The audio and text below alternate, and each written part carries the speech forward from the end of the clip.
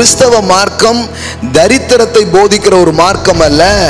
இயேசு தரித்திரத்தை ரெக்கமெண்ட் பண்ற ஒரு ஆள் கிடையாது. தரித்திரத்தை போக்க வந்த ஐஸ்வர்யத்தின் தேவனாய் இருக்கிறார். உங்கள் தேவன் யார் என்பதை நீங்கள் அறிந்து நீங்க நம்புவீங்கன்னா, நான் சொல்றேன், உங்க கையை வாரி இறைக்கிற கையை அவரால் மாற்ற முடியும். தரித்திரத்தை உடைத்து உங்களை சீமான்களாக, சீமாட்டிகளாக உங்களை மாற்றுகிற ஒரு தேவனாக அவர் இருக்கிறார். ஒருவேளை நான் படிக்காத ஆளா இருக்கிறேன்யா, நான் ஒரு கிராமத்துல இருக்கிறேன்யா, எனக்கு பெரிய பின்னணி இல்லையா, அப்படி சொல்லலாம். நீங்க யாரா வேணாலும் இருக்கலாம். இயேசுவின் செயலை நம்புகிற நீங்கள் ஐஸ்வர்யவான்களாய் மாற்றப்படுகிறீர்கள். ஆமென்.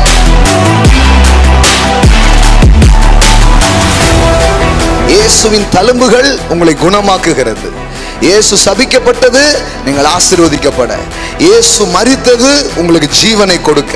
இயேசு தாழ்த்தப்பட்டது நீங்கள் உயர்த்தப்பட. அதுபோல இயேசு தரித்திரராய் மாறினது உங்களை செல்வந்தர்களாக மாற்ற.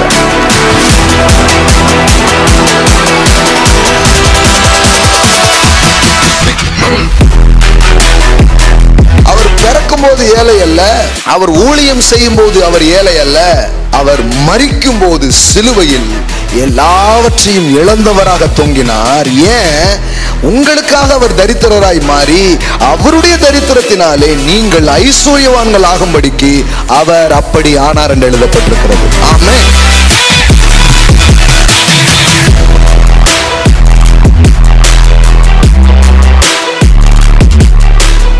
நீங்க முன்னாடி எப்படி வேணாலும் இருந்திருக்கலாம். ஆனா என்னைக்கு ஜீசஸ் இஸ் லார்ட், இயேசுவே ஆண்டவர் நீங்களோ, அன்னைக்கே உங்க தரித்திரம் ஒழியணும். அன்னையிலிருந்து ஒரு செழிப்பு உங்க வாழ்க்கைக்குள்ள வரும். கிருபையை நீங்கள் அறிந்து கொள்றேன்னு அர்த்தம். ஏதோ இந்த வாழ்க்கையை என் சுய பலத்துல, என் சக்தியில நான் வாழ வந்திருக்கிறேன் அப்படி நினைக்கிறது இல்ல. எனக்கு பலன் இருக்குது, பலன் இல்லைங்க. எனக்கு உதவுகிற ஒரு தேவன் இருக்கிறார். என்னை ஆசீர்வதிக்கிற ஒரு தேவன் இருக்கிறார். என்னை உயர்த்துகிற ஒரு தேவன் இருக்கிறார். அவருடைய செயல் என்னை செல்வந்தனா. இந்த செவ்வாய்க்கிழமை பொருளாதார முன்னேற்றங்களை குறித்து நாம் பேசி வருகிறோம். தொழில் மற்றும் பொருளாதார முன்னேற்றங்களை வேதாகமத்தின் அடிப்படையிலிருந்து பேசி வருகிறோம். என்னைக்குமே கடவுள் வெறும் மத கடவுள் கிடையாது. கடவுள் நாம் வாழ்கிற இந்த வாழ்க்கைக்கு பதில் சொல்லுகிறவராக இருக்கிறார். ஆமென். எல்லாம் சொல்லுங்க. வாழ்கிற இந்த வாழ்க்கைக்கு அவர் என்ன பண்றாரு? பதில் சொல்லுகிறவராக இருக்கிறார். ஆமென். உங்க பண பிரச்சனைக்கு தீர்வு அவரிடத்துல இருக்கிறது. நீங்க பரலோகம் போறதுக்கான தீர்வை மட்டும் சொல்லுகிற பேசுகிற ஒரு தேவன் அவர் கிடையாது. அதற்கான தீர்வை 2000 ஆண்டுகளுக்கு முன்பாகவே அவர் என்ன பண்ணிட்டார்? ஏற்படுத்தி முடித்து விட்டார். இயேசுவை நீங்கள் விசுவாசித்த போது அந்த நித்திய வாழ்வுக்கு, நித்திய சுதந்திரத்துக்கு நீங்க என்னவா மாறிட்டீங்க? பங்காளியா மாறிட்டீங்க. அதுக்கு நீங்க இப்போ ஒன்றும் பண்ண வேண்டியதில்லை. அவர் செய்ததை நீங்கள் விசுவாசித்தால் போதும். உங்கள் வாழ்வு நித்திய வாழ்வுக்கு சொந்தமாக அது மாறிவிட்டது. அவ்வளோதான். ஸோ அதனால சில கிறிஸ்தவங்க நினைக்கிற மாதிரி இந்த பைபிளும் இந்த போதனைகளும், இப்போ ஆலயம்னு எடுத்துக்கிட்டிங்கன்னா, ஆலயத்தில் இனி வரும் வாழ்க்கையை பற்றி தான் பிரசங்கங்கள்லாம் செய்யப்படும் அப்படிங்கிற மாதிரி ஆயிடுச்சு. ஆனால் மக்கள் பூரா எதில் உட்காந்துருக்காங்க? நாளைக்கு நான் என்ன பண்ணுவேன்,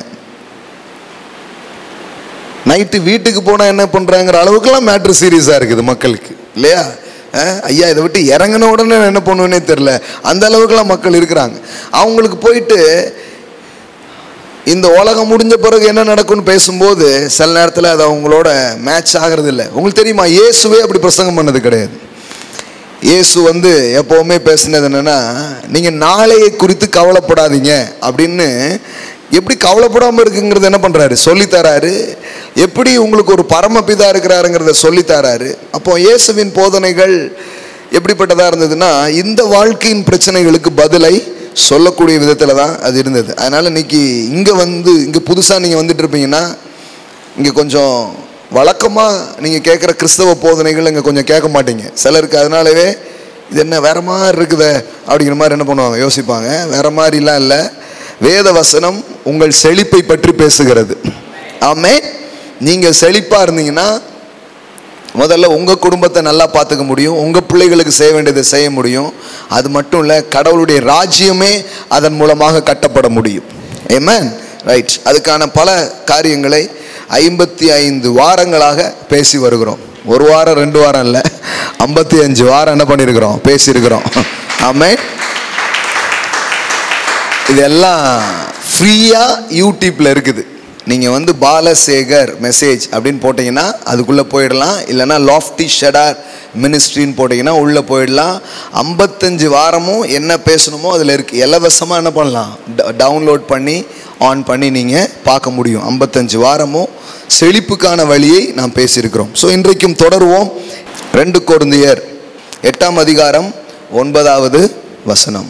நம்முடைய கர்த்தராகிய இயேசு கிறிஸ்துவின் கிருபையை அறிந்திருக்கிறீர்களே, அவர் ஐஸ்வர்யம் உள்ளவராய் இருந்தும் நீங்கள் அவருடைய தரித்திரத்தினாலே ஐஸ்வர்யவான்கள் ஆகும்படிக்கு உங்கள் நிமித்தம் தரித்திரர் ஆனாரே. எல்லாம் சொல்லுங்க, நீங்கள் என்ன ஆகும்படிக்கு? அப்படி ஒரு வசனம் இருக்குதா பைபிள்ல? பாருங்க, நீங்கள் ஐஸ்வர்யம் உள்ளவராய், நீங்கள் ஐஸ்வர்யவான்களாய் ஆகும்படிக்கு உங்கள் நிமித்தம் தரித்திரர் ஆனாரே. எல்லாம் சொல்லுங்க, ஐஸ்வர்யவான் ஆகும்படிக்கு. எல்லாம் சொல்லுங்க, 3 முறை சொல்லுங்க பார்க்கலாம்.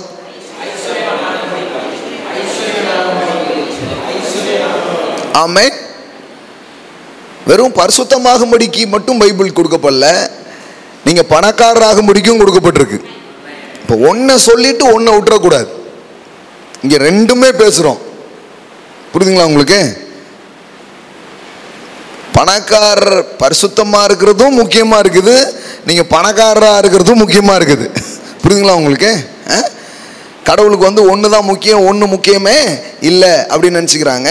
பாருங்கள், இதில் என்ன போட்டிருக்குது, நீங்கள் அவருடைய தரித்திரத்தினாலே ஐஸ்வர்யவான்கள் ஆகும்படிக்கு. எல்லாம் சொல்லுங்க, நான் ஐஸ்வர்யவான் ஆகும்படிக்கு. இப்போ இயேசு சிலுவையில் மரித்தார். இப்போ பாருங்க, இந்த மாதம் டிசம்பர் இயேசு கிறிஸ்துவினுடைய பிறப்பை கொண்டாடுகிற ஒரு மாதமாக இருக்கிறது. அகிலம் எங்கும் என்ன பண்ணுறாங்க, கொண்டாடுறாங்க. அப்போ கொண்டாடும் போது அதில் பார்த்தீங்கன்னா மாட்டு தொட்டைன்னு ஒன்று வச்சுருப்பாங்க. அந்த மாட்டு தொழுவத்தை எல்லாம் போட்டு வைக்கோல்லாம் போட்டு பேபி ஜீசஸ் அதில் என்ன பண்ணியிருப்பாங்க போட்டு, அதில் பார்த்தீங்கன்னா சாஸ்திரிகள்லாம் வந்து அப்படி நின்றுக்கிட்டு இருப்பாங்க. அப்படி தான் இருக்கும். எல்லா இடத்துலையும் குடுலாம் பண்ணி வச்சு செலிப்ரேட் பண்ணுவாங்க. ஏதோ ஒன்று நினைவு கூறுறோம், பார்க்கும்போது பரவாயில்ல, ஏதோ ஒரு விதத்தில் நினைவு கூறுறாங்க, சந்தோஷப்பட்டுக்க வேண்டியதான். ஆனால் அர்த்தத்தை விட்டுறக்கூடாது எப்போவுமே. ஐஸ்வர்யம் உள்ளவராய் இருந்த தேவன் இந்த பூமிக்கு இறங்கி வந்தார் பாருங்க. இறங்கி வந்து மனுஷனா, நம்மள மாதிரி மனுஷனா பிறந்து, மனுஷனுக்காக தேவன் எதை வைத்தாரோ அந்த வாழ்க்கையை அவன் இழந்து போயிட்டான். அந்த வாழ்க்கையை அவனுக்கு திரும்பவும் கொடுப்பதற்காக தான் தேவன் தன் குமாரனை அனுப்பினார். இழந்து போனதை தேடவும் கெட்டு போனதை ரட்சிக்கவுமே யார் வந்தா? மனுஷகுமாரன் வந்தார் என்று வேதம் சொல்லுகிறது. அப்போ அவன் இழந்து போன எதை? அழகான ஒரு ஏதேனின் வாழ்வை என்ன பண்ணான்? இழந்து போயிட்டான்.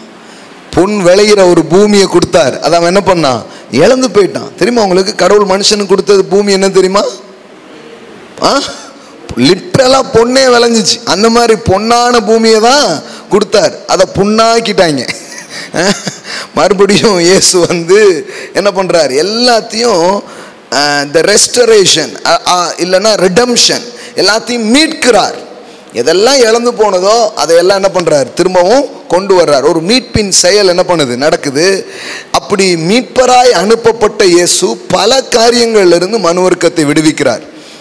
பாவத்திலிருந்து விடுதலையாக்குகிறார், சாபத்திலிருந்து விடுதலையாக்குகிறார், நோயிலிருந்து விடுதலையாக்குகிறார். அதுபோல குறிப்பாக இன்னொரு காரியத்தையும் இங்கு வேதவசனம் சொல்லுகிறது. அது என்ன? தரித்திரத்திலிருந்து விடுதலை. எல்லாம் சொல்லுங்க, தரித்திரத்திலிருந்து விடுதலை. நல்லா சவுண்டா சொல்லுங்க, தரித்திரத்திலிருந்து விடுதலை. கிறிஸ்தவ மார்க்கம் தரித்திரத்தை போதிக்கிற ஒரு மார்க்கம் அல்ல. இயேசு தரித்திரத்தை ரெக்கமெண்ட் பண்ற ஒரு ஆள் கிடையாது.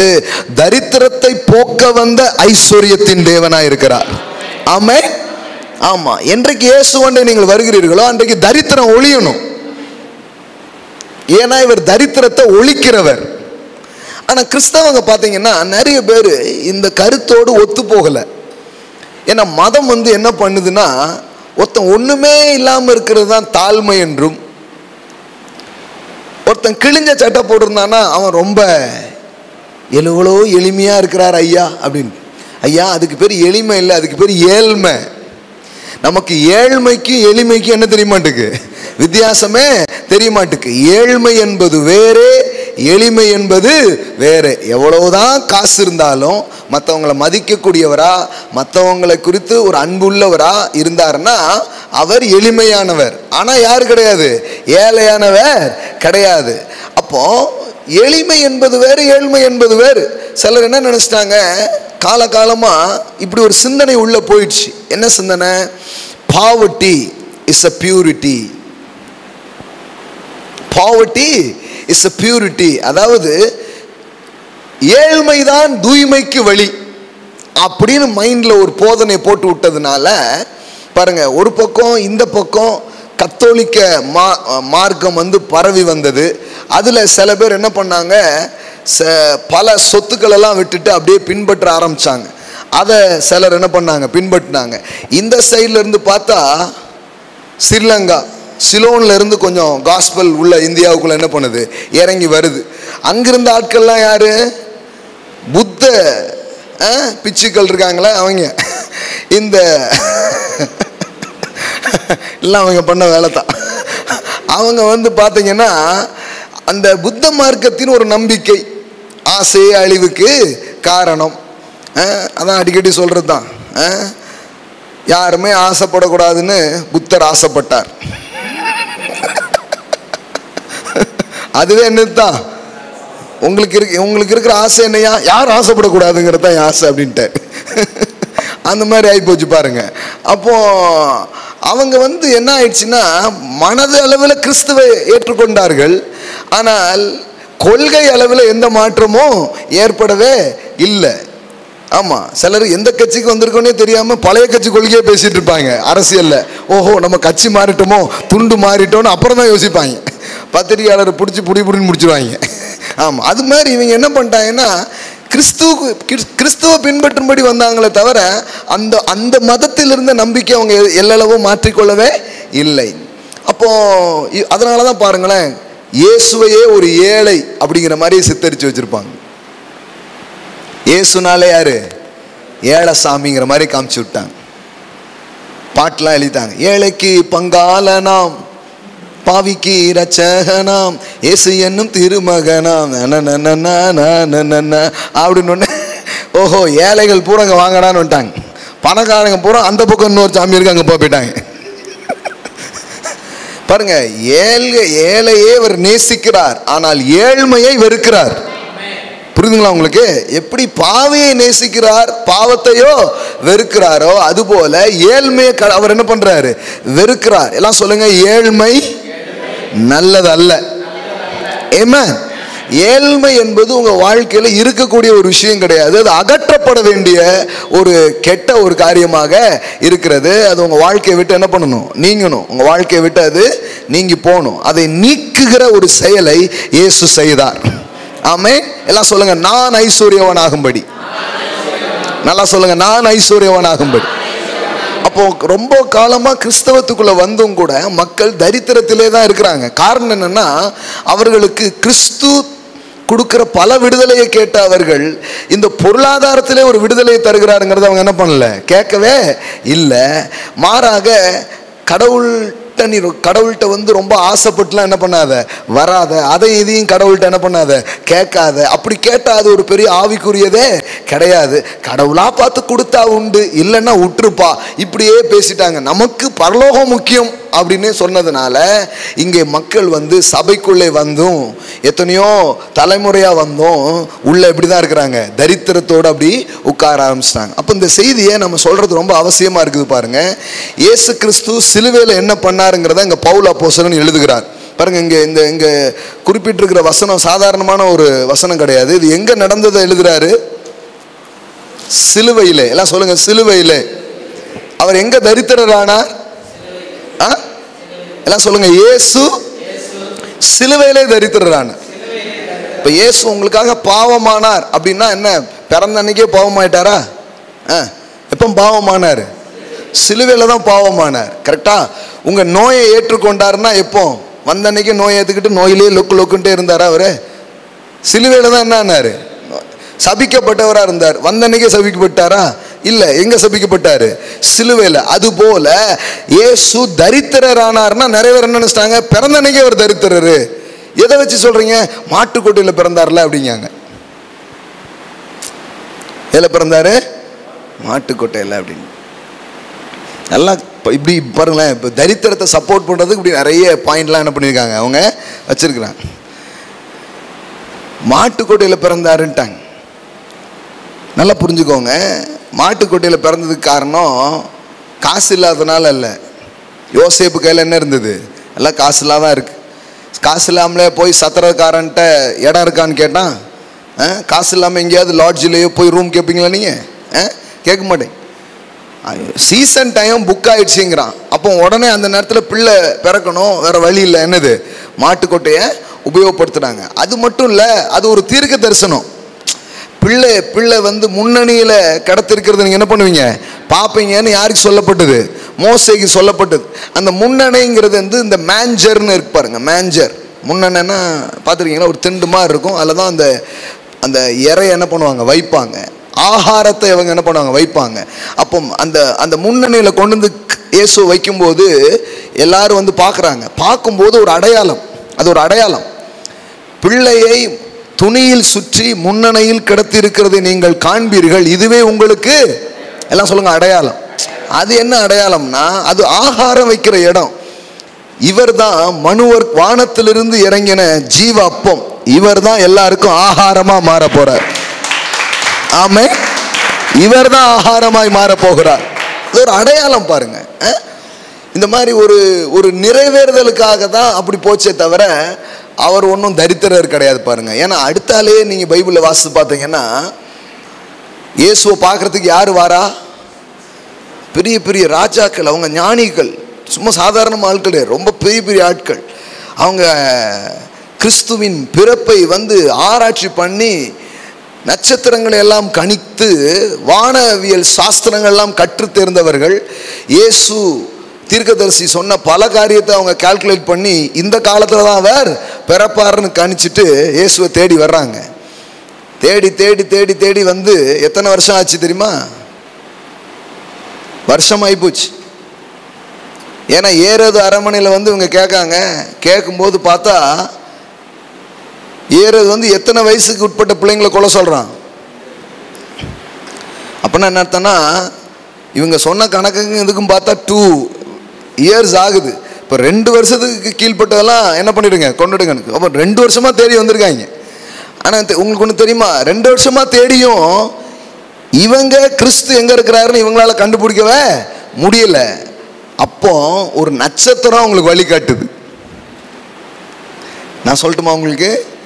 ஞானிகள் கூட அவங்க ஞானத்தால் அவர் கண்டுபிடிக்கல, அவர் வழிகாட்ட போய் தான் கண்டுபிடிச்சாங்க. சிம்பிளாக இதுலேருந்து நிறைய படிக்கலாம் பாருங்க, நிறைய செய்தி படிக்கலாம். வருஷக்கணக்காக உங்கள் அறிவிலையும் அனுபவத்திலையும் தேடுற ஒரு காரியத்தை தேவன் உங்களை நடத்தும் பொழுது அப்படிங்கிறதுக்குள்ள நீங்கள் பார்ப்பீங்க, அப்படிங்கிறதுக்குள்ள பார்க்க ஆரம்பிப்பீங்க, சுலபமாக நீங்கள் பார்க்க ஆரம்பிப்பீங்க. வருட கணக்காக எடுக்கிற முயற்சிகளை சுலபமாய் அவர் முடிய பண்ணுவார். ஆமென். எல்லாம் சொல்லுங்க, வருஷ கணக்காக நடக்காது. ஏன் இந்த 11 மாசமும் நடக்காதது? இந்த 12வது மாசத்துல தேவன் உங்களுக்காக எனக்காக அவர் செய்கிறவராய் இருக்கிறார். ஆமென். அதை நம்புங்க. ஞானிகள் தங்கள் ஞானத்தால கண்டுபிடிக்கல. ஏரோதுட்ட போய் சொன்ன உடனே பதறிட்டான். வெள்ளைக்கொடிக்கு மறுபடியும் வேலையா அப்படிங்கான். ஆமா, நாம் யாருக்கு என்ன துரோகம் பண்ணோம் அப்படிங்க, அந்த மாதிரி ஆகிப்போச்சு ஏறதுக்கு. கடைசியில் பார்த்தா இவங்க போய் பிள்ளைய போய் பார்க்காங்க. அப்போ அவர் எங்கே இருந்தார்?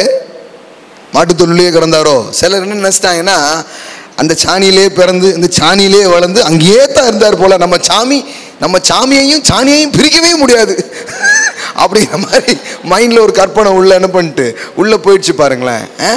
இல்லைங்க, நல்லா படித்து பாருங்கள் பைபிளில். அவன் மத்தேயு சுவிசேஷம் போல இயேசு ஏழை இல்லைங்கிறது உங்களுக்கு தெரியணும் பாருங்க. அப்போ தான் நீங்கள் ஏழையாக இருக்கிற மறுப்பீங்க, செல்வந்தனாகிறதுக்கான கடவுளுடைய கிருபையை நம்ப ஆரம்பிப்பீங்க. Praise God. மத்தேயு 2:10-11 பாருங்க. அவர்கள் அந்த நட்சத்திரத்தை கண்டபோது மிகுந்த ஆனந்த சந்தோஷம் அடைந்தார்கள். அவர்கள் அந்த வீட்டுக்குள் பிரவேசித்து, எல்லாம் சொல்லுங்க, வீட்டுக்குள் பிரவேசித்து. எல்லாம் சொல்லுங்க, இப்போ தொழுவுல இல்ல, இப்போ எங்க இருக்காங்க? எல்லாம் சொல்லுங்க, வீடு. பாருங்களேன், இயேசுவுக்கு ஒரு வீடு இருக்குன்னு சொல்றதுக்கே ஒரு பிரசங்கம் பண்ண வேண்டியது இருக்கு பாருங்க. ஏன்னா அவர் ஒரு இடத்துல சொல்லிட்டார், அது என்ன, தலை சாய்க்க இடமில்லை அப்படின்னாரு. குழி உண்டு, கூடு உண்டு, ஆனா எனக்கும் தலை சாய்க்க இடம் இல்லைன்னு பாருங்க. இயேசுக்கு தலைவாணி இல்லைன்ட்டாங்க. இவங்கெல்லாம் எப்படிதான் பைபிள் படிக்காங்கன்னே தெரியல பாருங்களேன். தலை சாய்க்க இடம் இல்லைன்னு என்ன ஆயிடுச்சு? இயேசுக்கு தலைவாணி இல்லை, இயேசுக்கு வீடு இல்லை. இதெல்லாம் எதுக்கு பேசுறாங்கன்னா, உனக்கும் கிடையாது, கவலைப்படாத, உனக்கு அங்க ஒரு வீடு கட்டி வச்சிருக்கிறாரு, டைல்ஸ் வேலை இன்னும் முடியலை அப்படின்ட்டாங்க. போட்ட உடனே வந்து உனக்கு கூட்டு போயிடான்ட்டாங்க. அதனால இங்க ஒருத்தருக்கும் வீடு இல்லை, ஒன்றும் இல்லை, அப்படியே மாற்றி விட்டாங்க ஒரு மைண்ட் செட். அப்படி சொல்ல பாருங்க.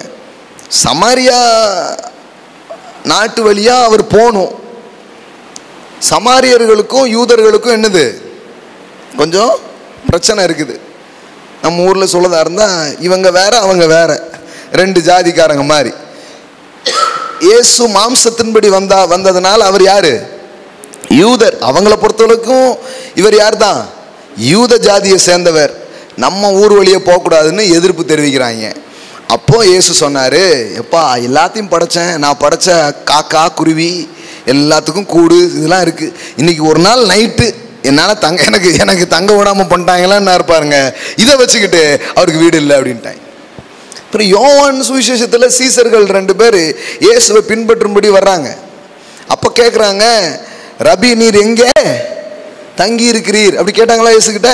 அப்போ இயேசு என்ன சொன்னாரு? இந்த பிளாட்ஃபார்ம்ல தான், அந்த மரத்தடியில தான் அப்படின்னாரா? இல்ல, அவர் சொன்னாரு வந்து பாருங்கள் அப்படின்னாரு. வந்து பார்ப்பா அப்படின்னாரு. வேதவசனம் சொல்றது, அவர்கள் அன்றைய தினம் இயேசுவோடு போய் தங்கினார்கள் என்று எழுதப்பட்டிருக்கிறது. ஆமே. இயேசு ஏற்கனவே 12 பேர் இருக்காங்க, எக்ஸ்ட்ரா சில பேர், இன்னும் கெஸ்ட் கிட்டத்தட்ட ஒரு 20 பேருக்கு மேல வந்தா தங்குற அளவுக்கு ஒரு நல்ல வீட்டுல தான் அவர் வாழ்ந்திருக்கிறாருங்கிறத புரிஞ்சு வச்சுக்கோங்க. ஆமே. ஆமா, வீடு கட்டினா அப்படி கட்டுங்க. ஆமென். ஹல்லேலூயா. உடனே இயேசுக்கு வீடு இல்லை. இது நீங்க தரித்திரத்தையே பார்த்து தேடினீங்கன்னா எல்லாமே தரித்திரமா தெரியும். இல்லைங்க, இயேசு ரொம்ப கஷ்டப்பட்டவருங்க, கஷ்டப்பட்டு தான் ஊழியம் செஞ்சார் அப்படிங்க. எப்படிங்க சொல்றீங்கன்னு கேட்டேன். அவர் சொல்றாரு, அதாவது ஒரு முறை துட்டு வச்சு ஒரு எக்ஸாம்பிள் சொல்றாரு பாருங்க. இந்த வரி செலுத்தலாமான்னு கேட்குறாங்க இல்லையா? அப்படி கேட்கும்போது உங்களிடத்துல யாராவது காயின்ஸ் வச்சிருக்கீங்களா அப்படிங்கிறாரு. உடனே ஒருத்தன் வந்து என்ன பண்றான், ஒரு காயின்ஸை கொடுக்கான். பாருங்க, அவர்கிட்ட ஒரு காயின்ஸ் கூட இல்லை அப்படின்ட்டாங்க. அதை வச்சுக்கிட்டு இப்போ கூட தான் என்கிட்ட எந்த காயின்ஸுமே இல்லைங்க, ஆனால் என்கிட்ட ஒரு 5-6 பேங்க் ஏடிஎம் கார்டு இருக்கு. வெறும் கார்டு மட்டும் இல்லை, நிரம்பி இருக்கு. உடனே என்ன பண்ணுவேன் பாருங்க, ஒரு காயின்ஸ் கூட. யூதாஸ்னு ஒருத்தர் இருக்கான், எல்லாம் மூட்டை கட்டி வச்சிருக்கான். புரியுங்களா உங்களுக்கு? பைபிளில் போட்டிருக்குது, அவன் திருடனா இருந்தபடியால் அப்படின்னு போட்டிருக்கு. முதல் ட்ரெஷரரே திருடனா தான் இருந்திருக்கிறான் ஏசு டீம்ல. எவ்வளோ காசு ஒவ்வொரு நாளும் கெட்டா வந்துச்சுன்னா ஒன்று உருகிருதான். ஆனாலும் தெரிய மாட்டுக்கு, ஏன்னா வர்றது கொஞ்சம் இல்லைல்ல, வந்து குவியுது, இவன் எடுக்கிறது தெரிய மாட்டுக்கு. ஹலோ, சில நேரத்தில் யாராவது எடுத்துடுவாங்களோ பிடிங்கிடுவாங்களோ நினைப்பீங்க. எவ்வளவு உருவினாலும் இவர் பெருசா கொண்டு உள்ள வச்சிருவார். ஆமே. இவர் வச்சா அந்த மாதிரி சில பேர் அப்படியே அப்போ இந்த சிந்திர அரிசி எறும்பு எலியெல்லாம் தின்னுட்டு போற மாதிரி மூட்டை மூட்டையா இருக்கும். அங்க ஒரு 5-6 சிந்தும் பாருங்களேன், அதனால எலி எறும்புலாம் தின்னுட்டு போகும். அதெல்லாம் யோசிக்க கூடாது. ஏன்னா சிந்த விடுறதுதான் உங்க அப்பாவுடைய சுவாபமா இருக்குது. ஆமென். அவர் எப்பவுமே பாத்திரத்தை நிறைக்க மாட்டார், நிரம்பி வழிய பண்ணுவார். வெறும் சாப்பாடு முடிஞ்சதெல்லாம் கிடையாது, 12 கூட மீதி வரணும் அவருக்கு. ஆமென். அவர் எப்பவுமே அந்த விதத்துல தான் வேலை செய்யற ஒரு அப்பா உங்களுடைய தகப்பன். அதனால வருத்தப்படாது. அப்போ நீ யோசித்து பாருங்க, காசே இல்லாத ஒரு ஆளுக்கு எதுக்கு ட்ரெஸ்ஸரு? ஊழியத்திலேயே 2000 ரூபா தான் வந்துச்சு. டீ குடிக்கலாம்னு வச்சிருந்தேன், யாரா எடுத்தீங்க? அப்படின்னா கண்டுபிடிச்சிருப்பாரு. ஒரு ட்ரெஷர் வச்சு கொட்டிக்கிட்டு இருக்காங்க மக்கள். உங்களுக்கு புரியுதுங்களா? நீங்க எத்தனை பேர் ட்ரெஷரர் வச்சிருக்கீங்கன்னு தெரியல. ஏன்னா வர்ற காசை நம்மளே 10 வாட்டி எண்ணிக்கிட்டே இருக்கோம். எத்தனை என்னாலும் அப்படியே தான் இருக்கு பிரதர் அப்படிங்கிற மாதிரி. ஆனா அவருக்கு ஒரு ஆள் வைக்க வேண்டியது இருந்ததுங்க. அவன் பணப்பையை வைத்திருந்தபடியால் வேதவசனம் சொல்லுது. எல்லாம் சொல்லுங்க, பணப்பை. அங்க பாருங்க, அழகா போட்டிருக்கு பாருங்க, வசனம் போட்டான் 13:29. யூதாஸ், யோவான் 13:29. யூதாஸ் பணப்பையை வைத்து கொண்டிருந்தபடியால், எல்லாம் சொல்லுங்க, பணப்பையை வைத்து கொண்டிருந்தபடியால். ஐயா, இயேசு காசு இல்லாம ஒரு வாழ்க்கை வாழல, காசு இல்லாம ஒரு ஊழியம் செய்யல, வீடு வாசல் இல்லாம இல்ல, வீடு வாசல் இருந்தது, காசு இருந்தது. ஏராளமான மக்கள் அவருடைய ஊழியத்தால் ஆசீர்வதிக்கப்பட்டு, ஸ்திரீகள்லாம் பார்த்தீங்கன்னா பாருங்க, கவர்னரு, அந்த ஊர்ல இருக்கிற பெரிய பெரிய மதிப்புக்குரிய ஆட்கள் எல்லாம், அதுல இருக்கிற பெண்கள் எல்லாம் இயேசு டீம்ல யாரா இருக்காங்க? பார்ட்னரா இருக்காங்க. இயேசுக்கு பெரிய பெரிய பார்ட்னர்ஸ் இருக்கிறாங்க பாருங்க, பங்காளர்கள். அநேக ஸ்திரீகள் ஆஸ்திகளால் அவருக்கு ஊழியம் செய்து வந்தார்கள்னு லூக்கா என்ன பண்றாரு? எழுதுகிறார். எல்லாம் சொல்லுங்க, அநேக ஸ்திரீகள். ஆமென். ஆண்கள் மட்டும் இல்ல, ஏகப்பட்ட ஸ்திரீகள் ஆஸ்திகளாலே அவருக்கு என்ன பண்ணாங்களாம்? ஊழியம் செஞ்சு வந்தாங்களாம் பாருங்க. அப்ப நீங்க நினைக்கிறீங்களா இயேசு இது நம்ம கண்ணாடி தப்பா இருக்கு? காசு இல்லாம இருந்தாருங்க இயேசுவே, பாருங்களேன், விளக்கம் சொல்ல கூட 2 ரூபா இல்லாம இருந்தாரு அப்படின்னீங்கன்னா அப்புறம் டீ கடை பெஞ்சில் உட்காந்துருக்க வேண்டியதுதான், யார் வருவா டீ வாங்கி தருவா அப்படின்ட்டு. அந்த மாதிரி ஒரு வாழ்க்கைக்கு கூப்பிடல பாருங்க. இப்போ வீட்டுக்குள் பிரவேசித்தார்கள். சொல்லுங்க, வீட்டுக்குள் பிரவேசித்தார். இப்போ வீட்டுக்குள்ள பிரவேசித்தது மட்டும் இல்ல, அங்க பாருங்களேன், வீட்டுக்குள் பிரவேசித்து, அப்ப தொழுவத்திலே இல்லை, அவங்க எங்க போயிட்டாங்க? வீட்டுக்கு போயிட்டாங்க. ஓகே. பிள்ளையையும் அதன் தாயாகிய மரியாளையும் கண்டு சாஷ்டாங்கமாய் விழுந்து அதை பணிந்து கொண்டு. அவங்களுக்கு ரொம்ப கரெக்டாக தெரியுது பாருங்க, மரியாள் தான் பெற்றெடுத்தால், பெற்றெடுத்ததுனால மரியாளை கும்பிடல, பிறந்த பிள்ளையை தான் கும்பிட்டாங்க. ஹலோ, எவ்வளோ அழகா இருக்கு பாருங்க பைபிள்ல. மரியாளையும் கண்டு சாஷ்டாங்கமாய் விழுந்து அவர்களையா அதையா, எல்லாம் சொல்லுங்க, அதை பணிந்து கொண்டு. குழந்தை தான், ஆனா குழந்தை சாதாரணமான குழந்தை இல்ல, கடவுள் மனுஷனா வந்திருக்கிறாரு. ஆமென். ஆமா, மரியாள் வணக்கத்துக்குரியவர்கள், மதிப்புக்குரியவர்கள். ஆனால் ஒருபோதும் அதாவது மரியாதை செலுத்தலாம், அவங்கள மதிக்கலாம், கடமுள்ள இதா பண்ணலாம். ஆனா நாம் தொழுகைக்குரியவர்களாக என்ன பண்ண முடியாது, மாற்றவே முடியாது. அப்படின்னு நீங்க போனீங்கன்னா அப்ப மரியாள் அம்மாவையும் சேர்த்து கும்பிட வேண்டியது இருக்கும். அவங்க யாருன்னு தெரில, அப்புறம் அவங்க அம்மான்னு என்ன பண்ணணும், அப்படியே போகணும். அப்படிலாம் இல்லை பாருங்க. இப்போ இயேசுவை பெற்ற மரியாளையும் நம்ம சேர்த்து கும்பிட்டுருவோம் சார் அப்படின்னா, இப்போ மரியாதை பெற்ற ஒரு மரியாள் இருப்பாங்கல்ல, அவங்களையும் சேர்த்து கும்பிடணும். இப்படியே போகணும். அப்படியே போனீங்கன்னா அப்புறம் நிறைய வச்சு இது பண்ணணும். இங்கே அப்படி போடல பாருங்க, ரொம்ப தெளிவாக போட்டிருக்குது. அவரை அதை பணிந்து கொண்டு, எல்லாம் சொல்லுங்க, இயேசுவை பணிந்து கொண்டு. இன்னைக்கு கேட்ட மாதிரி சாஷ்டாங்கமாய் விழுந்து. உங்களுக்கு புரியுதுங்களா? எப்படி கும்பிட்டாங்க அப்படின்னா என்னன்னு தெரியுமா உங்களுக்கு? அப்படியே விழுந்துறது தான். எல்லாம் பெரிய பெரிய ஆட்களுங்க, பயங்கர செல்வம் வான்கள், ஞானவான்கள். ஞானவான்கள்னாலே அவங்க செல்வவான்களாக தான் இருப்பாங்க. எத்தனை பேர் புரியுது இது? செல்வம் நினைக்க ஞானவானவன் கண்டிப்பா செல்வவானா தான் இருப்பான். சில அவர் ரொம்ப புத்திசாலிங்க, ரொம்ப ஞானம் இருந்தால் செல்வம் இருக்கும். அது ரெண்டையும் பிரிக்க முடியாது பாருங்களேன், ரெண்டும் ஒன்னா போற ஒரு மேட்ரு. இப்போ கவனிங்க, பணிந்து கொண்டு தங்கள் பொக்கிஷங்களை திறந்து, எல்லாம் சொல்லுங்க, பொக்கிஷங்களை திறந்து பொன்னையும் தூப வர்க்கத்தையும் வெள்ளை போலத்தையும் அதற்கு காணிக்கையாக வைத்தார்கள். ஆமென். பேபியா தான் இருக்காரு. மரியாள் பால் கொடுத்து அரவணைக்கிற ஒரு சின்ன குழந்தையா தான் இருக்காரு. அப்படி குழந்தையா இருக்கும் போது வெல்த் அட்ராக்ட் பண்ண ஆரம்பிச்சிட்டாரு. ஆமென். அப்படின்னா என்னன்னா, இயேசுவை நீ ஏத்துக்கிட்டு இப்பதான் சின்ன லெவல்ல இப்போ அவர் உங்களுக்குள்ள ஃபார்ம் ஆயிருக்கிறாரு. அப்போ கூட நீங்க வெல்த் அட்ராக்ட் பண்ண முடியும், அப்போ கூட செழிப்பை நீங்கள் கவர்ந்து கொள்ள முடியும். ஆமென். ஹல்லேலூயா. எல்லாம் சொல்லுங்க, இயேசு இருக்கிற இடத்துல செல்வம் வரும், செழிப்பு வரும், விலை உயர்ந்ததெல்லாம் வரும். ஆமென். The presence of Jesus, it attracts wealth, it attracts gold, it attracts every precious things. இந்த உலகத்தில் இருக்கிற விலையேறப்பட்ட காரியங்களை இயேசுவின் பிரசன்னம் கவரக்கூடியதாய் இருக்கிறது. ஒருவேளை மரியாளும் யோசிப்போம் அதுக்கு முன்னாடி ஏதோ ஒரு அவரேஜ் லெவல்ல இருந்திருக்கலாம். மேபி பல பேர் பல கருத்து சொல்றாங்க. ஆனா இயேசு வந்ததுக்கு அப்புறம் அவங்க ஏழையா இல்லை. இப்போ உங்களுக்கு என்ன செய்தி? நீங்க முன்னாடி எப்படி வேணாலும் இருந்திருக்கலாம். ஆனா என்னைக்கு ஜீசஸ் இஸ் லார்ட், இயேசுவே ஆண்டவர் நீங்களோ, அன்னைக்கே உங்க தரித்திரம் ஒழியணும். அன்னையிலிருந்து ஒரு செழிப்பு உங்க வாழ்க்கைக்குள்ள வரணும்.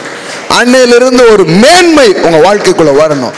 அன்னையிலிருந்து சிறந்ததை நீங்கள் கவர்ந்து கொள்ளக்கூடிய பாக்கியத்துக்குரியவர்களாய் நீங்கள் இருக்கிறீர்கள். ஆமென்.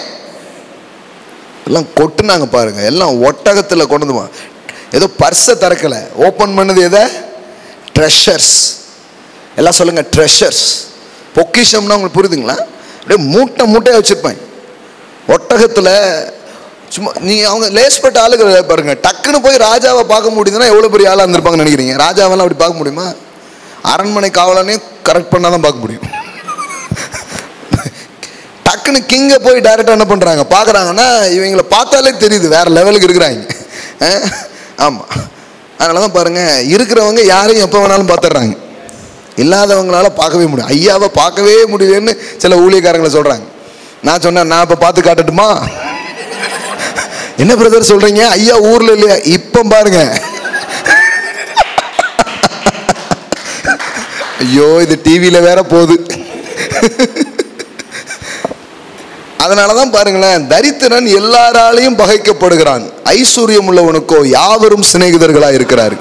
ஆமென். நான் வந்து சொன்னாரு, நான் அப்படிங்க அவர் பார்க்கவே முடியாது, நான் பார்த்து காட்டுறா அப்படின்னு. நான் அவருக்கு என்ன தெரியணும்னு அவசியமே கிடையாது. ஒரே ஒரு மொழி எல்லாருக்கும் புரியும். அந்த மொழியில பேசணும்னு வைங்களேன், டிரான்ஸ்லேட்டரே தேவை கிடையாது, எல்லாருக்கும் விளங்கிடும். முடியுமா? அது அவசரம் தான், ஆனால் உங்களுக்கு மட்டும் ஒரு 1/2 மணி நேரம் ஒதுக்குவாப்பில்ல அப்படின்றாங்க. நீங்கள் அந்த பேரை மட்டும் சொல்லணும். ஒரு தொகையை நான் தர விரும்புகிறேன் அப்படின்னீங்கன்னா அப்பாயின்மெண்ட் உடனே கிடச்சிரும். நான் கஷ்டப்பட்டு வருகிறேன் ஐயா, ஊழியத்திலே ஒரு ஜெபம் பண்ணி போனா உங்களுக்கு இன்னைக்கு அப்பாயின்மெண்ட் கிடையாது அப்படின்றாங்க. இது இப்படி தான் இருக்குது பாருங்களேன். அதனால தான் நாம் அப்படி இருக்கணும்னு கடவுள் விரும்பல பாருங்க. எல்லாம் சொல்லுங்க, பொக்கிஷத்தை திறந்து பொன்னையும் தூப வர்க்கத்தையும் வெள்ளை போலத்தையும் அதற்கு காணிக்கையாக வைத்தார்கள். எல்லாம் சொல்லுங்க, இயேசுவின் பிரசன்னம் செல்வங்களை வளங்களை கவரக்கூடியதா இருக்கும். ஆமென். நான் நம்புறேன் இந்த மாதிரி ஒரு கிருபையை தான் அவர் உங்களுக்கு தர விரும்புகிறார். கர்த்தராகிய இயேசு கிறிஸ்துவின் கிருபை உங்களுக்கு செழிப்பை தருகிறது. ஆமென். செல்வத்தை தருகிறது, ஆஸ்தியை தரும், ஐஸ்வர்யத்தை தரும். பாருங்க, ஒன்று தெரிஞ்சுக்கோங்க. அப்ப இயேசு யாரு கிடையாது? ஏழை அல்ல. எல்லாம் சொல்லுங்க, இயேசு ஏழை என்பது ஒரு பொய். இப்ப பாருங்களேன், நீங்க போய் என்ன பார்ப்பீங்க? எது அடையாளம்? பிள்ளையை துணியிலே சுற்றி முன்னணியில் கிடத்திருப்பதை காண்பீர்கள் அப்படித்தானே சொன்னாங்க. ஆனா நம்ம ஆட்கள் என்ன பண்ணிட்டாங்கன்னா, கந்தை துணியாம் கர்த்தனுக்கே மாயேலை கோலமிதே. இப்போ நான்லாம் கொயர் பாய்ஸ் பார்த்தீங்களா, அதனால மனப்பாடமாக படித்து வச்சுருக்கிறோம். இதெல்லாம் சிஎஸ்சியிலேருந்து வர்றோம் நாங்கள்லாம். அப்படியே கொயர்லாம் வந்து கம்பீரமாக இருக்கும். ஆமாம், கந்தை துணின்னு பைபிள்லே இல்லைங்க. லூக்கா 2:12 நீங்களே உங்கள் பைபிளில் பார்த்துக்கோங்க. பிள்ளையை துணியில் சுட்டின்னு போட்டிருக்கா, கந்தை துணின்னு போட்டிருக்கா.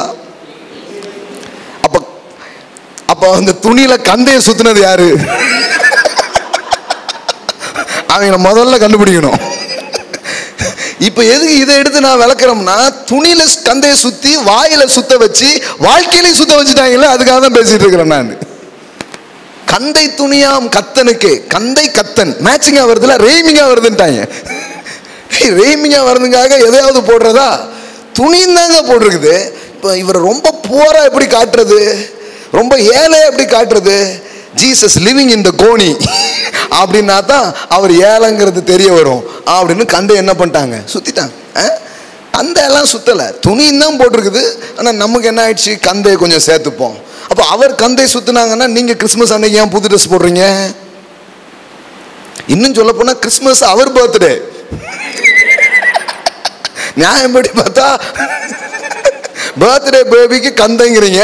இப்போ நீங்க ஏன் பட்டு போட்டு இதெல்லாம் உடுத்திட்டு வரீங்க? லாஜிக்கா எதுவுமே செட் ஆகாது பாருங்களேன். ஆனா அதை காலகாலமா என்ன பண்ணிக்கிட்டே இருப்போம், நம்பிக்கிட்டே இருப்போம். பாருங்க, ஒன்று தெளிவா வந்துருங்க. பைபிள் ஒருபோதும் தரித்திரத்தை பேசல. ஆமென். தரித்திரம் ஒருபோதும் மனுஷனுக்கு நல்லதே கிடையாது. அது ஒரு சாபத்தின் விளைவாக இந்த உலகத்துக்குள்ள வந்தது. கடவுள் மனுஷனை படைத்த போது அவன் இல்லாதவனாக இயலாதவனாக வாழும்படி படைக்கப்படவில்லை, அவனை நிறைவாய் வாழ படைத்தார். ஆமென். நான் இன்னைக்கு இந்த மாலையில் இங்கே வந்திருக்கிறீங்க, நான் உங்களுக்கு சொல்கிறேன், இயேசு ஒரு செயலை உங்களுக்காக செய்தார். அது என்ன? பாவங்களையும் சாபங்களையும் சுமந்த அதே கிறிஸ்து கல்வாரி சிலுவையில் உங்களுக்காக எனக்காக தரித்திரராய் மாறினார். ஆமென். அவர் பிறக்கும் போது ஏழை அல்ல, அவர் ஊழியம் செய்யும் போது அவர் ஏழை அல்ல, அவர் மரிக்கும் போது சிலுவையில் எல்லாவற்றையும் இழந்தவராக தொங்கினார். ஏன்? உங்களுக்காக அவர் தரித்திரராய் மாறி அவருடைய தரித்திரத்தினாலே நீங்கள் ஐஸ்வர்யவான்கள் ஆகும்படிக்கு அவர் அப்படி ஆனார் என்று எழுதப்பட்டிருக்கிறது. ஆமென். எல்லாம் சொல்லுங்க, இயேசு தரித்திரரானதால் நான் ஐஸ்வர்யவானாய் மாற்றப்படுகிறேன். ஆமென். அப்போ தெளிவா நம்பிடுங்க, நீங்க ஐஸ்வர்யவானாவது தப்பு இல்லை. ஏன்னா நீங்க ஐஸ்வர்யமான ஆகுவது அவருடைய விருப்பமாய் சித்தமாய் இருக்கிறது. அப்போ சிலுவையிலேயே ஒரு நடந்த ஒரு செயல்ல இதுவும் ஒரு முக்கியமான பங்கா இருக்கு பாருங்களேன். அப்போ நீங்க கொஞ்சம் அந்த வேல்யூ பண்ணி பார்க்கணும். பாவத்தை சுமந்தார், சாபத்தை சுமந்தார், நோயை சுமந்தார், அதோடு எதையும் சுமந்துட்டாரா?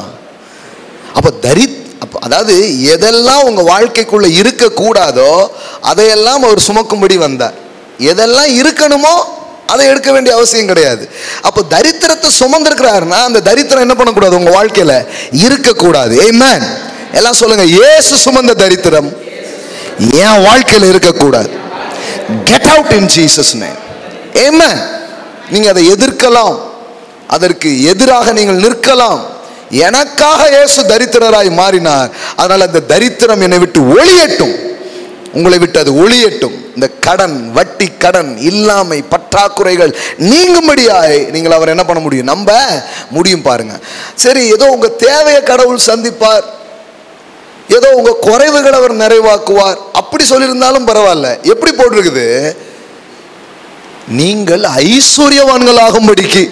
இதுதான் நிறைய பேருக்கு வித்தியாசமா இருக்கு பாருங்க. நிறைய பேர் ஆமாங்க, கர்த்தரும் தேவையை சந்திப்பார், அன்றாட உணவை அன்றன்றுள்ள அப்பத்தை உங்களுக்கு தாரும் அப்படின்னு போட்டிருக்க மாதிரி ஏதாவது டெய்லி என்ன பண்ணுவார், டெய்லி ரேஷன் மட்டும் கொடுப்பார் அப்படின்லாம் சொல்றாங்க. இல்லைங்க, இந்த வசனத்தை வாசித்து பார்த்தீங்கன்னா எப்படி இருக்குது, அவர் உங்களை ஐஸ்வர்யவான்களாக்கும்படிக்கு, ஏதோ உங்க தேவையை சந்திக்க படிக்கும் அப்படின்னு போடல, உங்களை ஐஸ்வர்யவான் ஆக்கும்படிக்கு. எல்லாம் சொல்லுங்க, நான் ஐஸ்வர்யவானாவது இயேசுவின் செயலா இருக்கிறது. ஆமென். அவர் அதுக்காக ஒரு செயலை பண்ணியிருக்காருங்க. நீங்க அதை நம்பும் போது ஐஸ்வர்யம் உங்ககிட்ட வர ஆரம்பிக்கும், அதை விசுவாசிக்கும் போது செழிப்பு உங்ககிட்ட வர ஆரம்பிக்கும். ஆமென். பாருங்க, இப்படி நான் செஞ்சது, நான் இப்போ ஐஸ்வர்யவானாவேன் அப்படின்னு சொல்றது வெறும் அமெரிக்கர்களுக்கு அப்படின்ட்டு போடல. இது ஒரு தேசத்துக்கோ ஒரு இனத்துக்கோ ஒரு நாட்டுக்கோ உள்ள வேலை செய்யற சுவிசேஷம் அல்ல, இது விசுவாசிக்கிற யாருக்கும் வேலை செய்கிற சுவிசேஷமா இருக்கிறது. ஆமென். ஒருவேளை நான் படிக்காத ஆளா இருக்கிறேன் ஐயா, நான் ஒரு கிராமத்துல இருக்கிறேன் ஐயா, எனக்கு பெரிய பின்னணி இல்லையா, அப்படி சொல்லலாம். நீங்க யாரா வேணாலும் இருக்கலாம். இயேசுவின் செயலை நம்புகிற நீங்கள் ஐஸ்வர்யவான்களாய் மாற்றப்படுகிறீர்கள். ஆமென். இன்னும் சில கேள்வி கேட்குறாங்க. முதல்ல என்ன சொல்றாங்க, நமக்கு இது கிடையாதுன்ட்டாங்க. இப்ப தெளிவா பார்த்துட்டோம், அது நமக்கு உண்டு. எல்லாம் சொல்லுங்க, ஐஸ்வர்யம் உண்டு, செழிப்பு உண்டு, வெள்ளியும் பொண்ணும் உண்டு, வீடும் நிலங்களும் உண்டு. ஆமென். ஆமா, நிறைய உண்டு. சொல்ல போனா இயேசு வச்சிருந்ததை விட நீங்க நிறைய வச்சிருக்கணும்னு விரும்புறாரு. ஆமென். ஹல்லேலூயா. ஆமாம், சூப்பர். ஏன்னா அவர் நமக்கு கொடுக்கறதுக்காக வந்தவர், அதுக்கான வழியை திறந்து விடுறதுக்காக என்ன பண்ணவர்? வந்தவர். ஆமாம், மடை திறந்து பாயிற மாதிரி அவர் திறந்துட்டார். இனிமே உங்க மேலதான் அதை என்ன பண்ணணும்? பாயணும். பாருங்க, உங்க மேல அது பாய்ந்து ஓடணும். அது அவருடைய விருப்பமாக இருக்கிறது. சரி, இன்னும் அடுத்தது சொன்ன, சிலுவையிலேயே தரித்திரம் நீக்கப்பட்டிருக்குன்னா அப்ப தரித்திரம் நம்ம வாழ்க்கையில் இருக்க கூடாது. அடுத்தது, இந்த தேவை மட்டும் சந்திப்பார் அப்படிங்கிறது இல்லை, உங்களை செல்வந்தர்களாக்குவார். எல்லாம் சொல்லுங்க, தேவையை மட்டும் சந்திக்கிற தேவன் அல்ல, என்னை ஐஸ்வர்யவானாக செல்வந்தனாக மாற்றுகிற தேவன். ஆமென். இது முதல்ல நீங்க நம்பணும். பாருங்க, அது எப்படிங்க இந்திய தேசத்துல முடியும் அப்படிலாம் நினைக்கூடாது. வேத வசனம் சொல்லுது, நான் நம்புறேன், அவ்வளவுதான். இந்த இடத்துக்கு நீங்க வந்துட்டீங்கன்னா எப்படி, எங்க, எதன் மூலம், அதெல்லாம் அவர் பார்த்துப்பார். அதெல்லாம் நீங்க கவலைப்பட வேண்டிய அவசியமே கிடையாது. அவருடைய வேலை. அவருக்கு 1000 வழி இருக்கு உங்களை செல்வந்தர் ஆக்குறதுக்கு, உங்க வாழ்க்கையை உயர்த்துவதற்கு. தேவனிடத்தில் கோடான வழிகள் இருக்கிறது. நீ உங்க லாஜிக்கா போட்டு நீங்க திங்க் பண்ணி குழம்ப வேண்டிய அவசியம் இல்லை. அடுத்தது,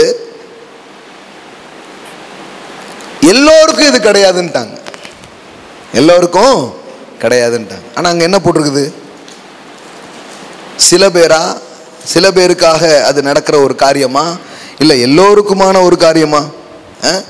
நீங்கள் அவருடைய தரித்திரத்தினாலே ஐஸ்வர்யவான்கள் ஆகும்படிக்கு உங்கள் நிமித்தம் தரித்திரர் ஆனால் என்ன, அங்க இருக்கிற எல்லாருக்கும் தான் அவர் என்ன பண்றாரு? சொல்றாரு. எல்லாம் சொல்லுங்க, எல்லோரும் ஐஸ்வர்யவான்கள் ஆக முடியும். ஆமென். கடவுள் பழைய ஏற்பாட்டிலே என்ன சொல்றாரு தெரியுமா? உங்களுக்குள்ள ஏழை ஒருவனும் இருக்கக்கூடாதுங்க. பழைய ஏற்பாட்டிலே சொல்றாரு, உங்களுக்குள் எளியவன் ஒருவனும் இல்லாதிருக்கும்படி இதை செய்வீர்களாக அப்படிங்கிறார். அப்ப கடவுள் பாருங்களேன், ஒரு தேசத்துக்குள்ளே ஏழ்மை இருக்கக்கூடாதுன்னு நினைக்கிற ஒரு தேவன். ஆமென். அப்புறம் சொல்றாரு, உங்க தேசத்துல மலடே இருக்கக்கூடாது அப்படிங்கிறாரு. அப்புறம் சொல்றாரு, உங்க மிருக ஜீவன்கள்ல ஆணிலாகிலும் பெண்ணிலாகிலும் மலடு இருக்கவே கூடாது. கடவுள் பாருங்களேன், கடவுள் எவ்வளவு பரந்த சிந்தனையோடு, எவ்வளவு உயர்ந்த நினைவுகளோடு நம்மை நோக்கி பார்க்கிறவராக இருக்கிறார் பாருங்க. இதெல்லாம் மக்கள் புரியாததுனால அவங்க நினைக்கிறாங்க, சரி இதான் நமக்கு கடவுள் வச்சாருன்னு நினைச்சுக்கிறாங்க. கடவுள் இந்த தரித்திரம் உங்க வாழ்க்கையில இருக்கக்கூடாதுன்னு நினைக்கிறாரு. இந்த பிள்ளை இல்லாத நிலைமை, இந்த இயலாமைக்குள்ள நீங்க வாழணும்னு அவருடைய விருப்பம் இல்லை. அதுல இருந்து வெளியே வருவதற்காகவே அவர் சிலுவையில மரித்தார். சிலுவையில தொங்கும் போது கூட பாருங்களேன், அவர் போட்டிருந்த ட்ரெஸ்ஸை கலத்துறாங்க, அதுக்கு 4 பேர் போட்டி போடுறான். அப்படின்னா எந்த ரேஞ்சுக்கு போட்டிருப்பார் பாருங்க. ஹலோ, எல்லாம் அரசாங்க சம்பளம் வாங்குற போர் வீரர்கள். அவங்கெல்லாம் என்ன பண்றாங்க, சரி யாருக்குன்னு சீட்டு போடுவோங்கிறான், உனக்கா எனக்கான்னு சீட்டு போடுவோங்கிறான். யோசித்து பாருங்களேன், எந்த லெவலுக்கு அவர் உடுத்திருந்தாரு. அது தையலே இல்லாம, அப்போனா நெய்யும் போதே அப்படி நெய்வாங்களாம். அப்போ வேற லெவல் ட்ரெஸ்ஸுங்க அது. அந்த மாதிரி இப்போ சொல்றாங்க, அது பயங்கர காஸ்ட்லிங்கிறாங்க. அந்த மாதிரி உடுத்திருந்துருக்கிறாரு அவர், சாதாரணமாக உடுத்தல பாருங்களேன். சிலர் பாருங்களேன், ஒரு நல்ல சட்டை போட விட மாட்டாங்க. அது என்ன எவ்வளோ ஆடம்பரம் உங்களுக்கு தேவையா அப்படின்ட்டு ஒரு 5000 10,000 ரூபாய்க்கு ஒரு ட்ரெஸ் போட்டாலே இப்படி வந்துடுறாங்க. எல்லாம் கிடையாது பாருங்க. நல்லா உடுத்தினாரு, திருப்தியா மக்களை சாப்பிட வச்சாரு. இதெல்லாம் தான் வேதத்தில் இருக்குதே தவிர அவர் ஒருபோதும் தரித்திர வாடை உள்ளவராக இல்லை. அவர் தரித்திரரா இல்லை, தரித்திரருக்கு உதவுகிறவராக அவர் இருந்தார். ஆமென். இதெல்லாம் மைண்டுக்குள்ள ஆழமா வச்சுக்கணும். சிலருக்கு மட்டும் செல்வந்தர்களாக முடியும் அப்படின்னு இங்க வேதம் சொல்லலை. இங்க என்ன போட்டிருக்குது? உங்கள் நிமித்தம். எல்லாம் சொல்லுங்க, உங்கள் நிமித்தம். சரி, இதை தான் நான் உங்களுக்கு போன வாரத்துக்கு முந்தின வாரம் நான் உங்களுக்கு பேசினேன். என்ன பேசுறேன்? இந்த கொரிந்து சபைக்கு இப்படிப்பட்ட ஒரு சுவிசேஷத்தை பவுல் பிரசங்கம் பண்ணி கொரிந்து சபையில் அநேகர் யாரா மாறிட்டாங்க? செல்வந்தர்களா மாறிட்டாங்க. அப்போ நல்லா தெரிஞ்சுக்கோங்க, எந்த பிரசங்கத்தை தொடர்ந்து கேட்குறீங்களோ அப்படியே நீங்க ஆவீங்க, அப்படியே நீங்க மாறுவீங்க, அப்படியே உங்க வாழ்க்கை இருக்கும். ஆமென். செழிப்பை பற்றிய செய்திகளை வேத வசனத்தின் அடிப்படையில் நீங்கள் கேட்க கேட்க கேட்க எவ்வளவு வறுமையில் நீங்க இருந்தாலும் வளமையை நோக்கி நீங்கள் வருவது அதிக நிச்சயமான ஒன்றாக இருக்கிறது. ஆமென். திருவசனத்தை கேட்டுட்டு ஒருத்தர் அப்படியே இருக்க முடியாது. ஏன்னா திருவசனம் ஒருத்தருடைய வாழ்க்கையை செழிப்பாக்கும். சில வருஷத்துக்கு முன்னாடி நான் இந்த பயணத்தை ஆரம்பிக்கும் போது கூட இப்படிப்பட்ட ஒரு நல்ல போதனைகளை பேசக்கூடிய, எழுதியிருக்கக்கூடிய புத்தகங்கள் அதெல்லாம் உட்காந்து கேட்பேன் பாருங்க. சில கேட்பாங்க எப்படி அப்படின்ட்டு. எப்படின்னா இப்படி தான், இப்படியே கேட்குறது, இந்த மாதிரியான சத்தியத்தெல்லாம் கேட்குறது. கேட்டு கேட்டு கேட்டு கேட்டு மனசெல்லாம் கர்த்தர் என்னை ஆசீர்வதிப்பார், கர்த்தர் என்னை உயர்த்துவார், கர்த்தர் எனக்கு வழிகளை திறப்பார், கர்த்தர் எனக்கு பாதைகளை உண்டு பண்ணுவார். இன்னைக்கு சூழ்நிலை எப்படி இருந்தாலும் நாளைக்கு 1000 பேருக்கு ஆசீர்வாதம் என வைப்பார். இப்படிலாம் எண்ணங்கள்லையும் சிந்தனைகள்லையும் தான் முதல்ல அது வந்தது. இன்னைக்கு பார்த்தா அத்தனை வெளியரங்கமாக தேவன் மாற்றி இருக்கிறார். ஆமென். அன்னைக்கு நிலைமைக்கு பார்த்தீங்கன்னா என் பிள்ளைக்கே ஸ்கூல் ஃபீஸ் கட்டுறதுக்கு எனக்கு காசு இருக்காது. லைனில் நின்றுட்டு இருந்திருக்கேன் நான் எத்தனையோ முறை. எங்கேயோ ஆப்பிரிக்காவில் நடந்து சொல்லுங்க, திருநெல்வேலியில் நடந்ததான் சொல்லிட்டு இருக்கேன். எத்தனையோ ஆண்டுகளுக்கு முன்னாடி சொல்ல, ஒரு 7-8 வருஷத்துக்கு முன்னாடி என்னுடைய வாழ்க்கையின் காரியத்தை தான் என்ன பண்ணிட்டு இருக்கேன், சொல்லிட்டு இருக்கிறேன். இன்னைக்கு பாருங்க, எத்தனையோ பிள்ளைங்களுக்கு ஸ்கூல் ஃபீஸ், காலேஜ் ஃபீஸ் எல்லாம் கட்டி 100 குழந்தைங்களுக்கு ஒவ்வொரு மாசமும் இலவசமா, ஒவ்வொரு நாளும் இலவசமா படிக்கிற மாதிரி வசதிகளை நாம் இந்த இடத்துல செய்து வைத்திருக்கிறோம். ஆமென். நான் நம்புறேன் என் தேவன் செழிப்பாக்குகிற தேவன் என்று, என் தேவன் வறுமையை உடைக்கிற தேவன் என்று, என் தேவன் இல்லாதவர்களை இருக்கிறவர்கள் போல அழைத்து அவர்களை உயர்த்துகிற தேவன் நான் நம்புகிறேன். ஆமென். முதல்ல நம்புங்க. கர்த்தரை நம்புகிறவனோ செழிப்பான்.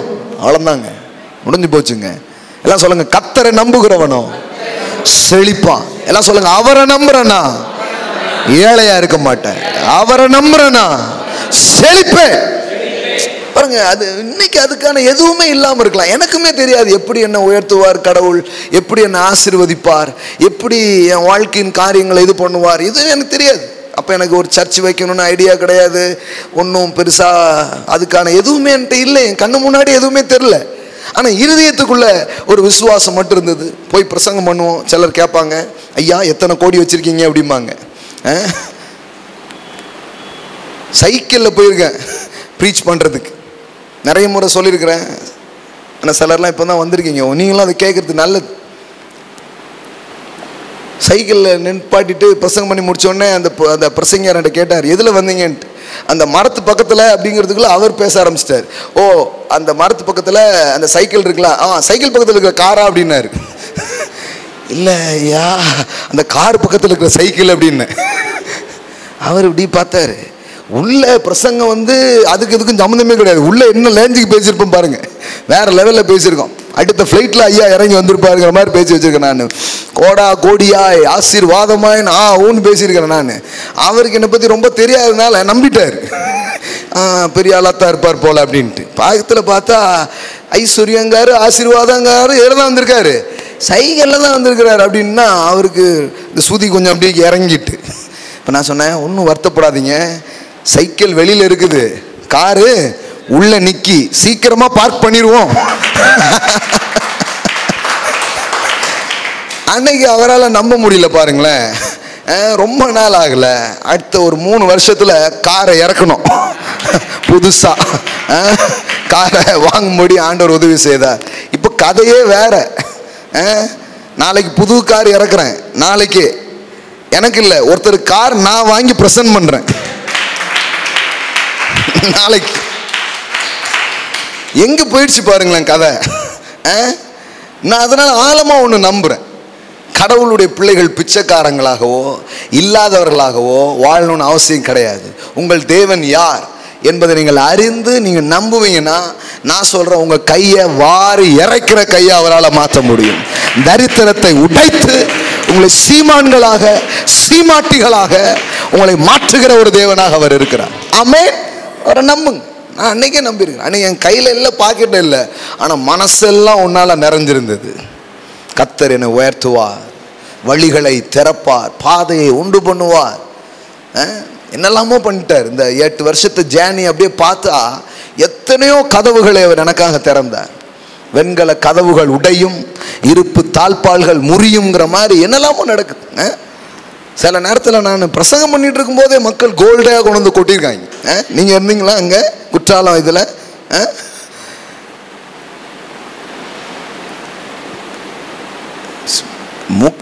முக்கி பேசினா கூட காணிக்க தர மாட்டாங்க நிறைய பேர். நம்ம கூட்டத்தில் பார்த்தா தங்கமா கொண்டு மக்கள் விதைப்பாங்க எத்தனையோ முறை.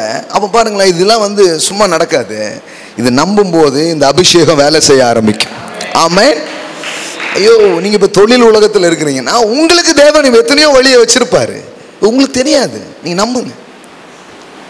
சில காரியங்களை பண்ணி ஒன்று டக்குன்னு ஏதோ ஆவலன்னே விட்டுறக்கூடாது. சிலருக்கு பாருங்களேன், ஒரு முயற்சியிலே ஒரு மாதிரி ஆயிடுவாங்க. அப்படி ஆயிடக்கூடாது. கர்த்தருடைய வார்த்தை நிறைவேறிய தீரும்.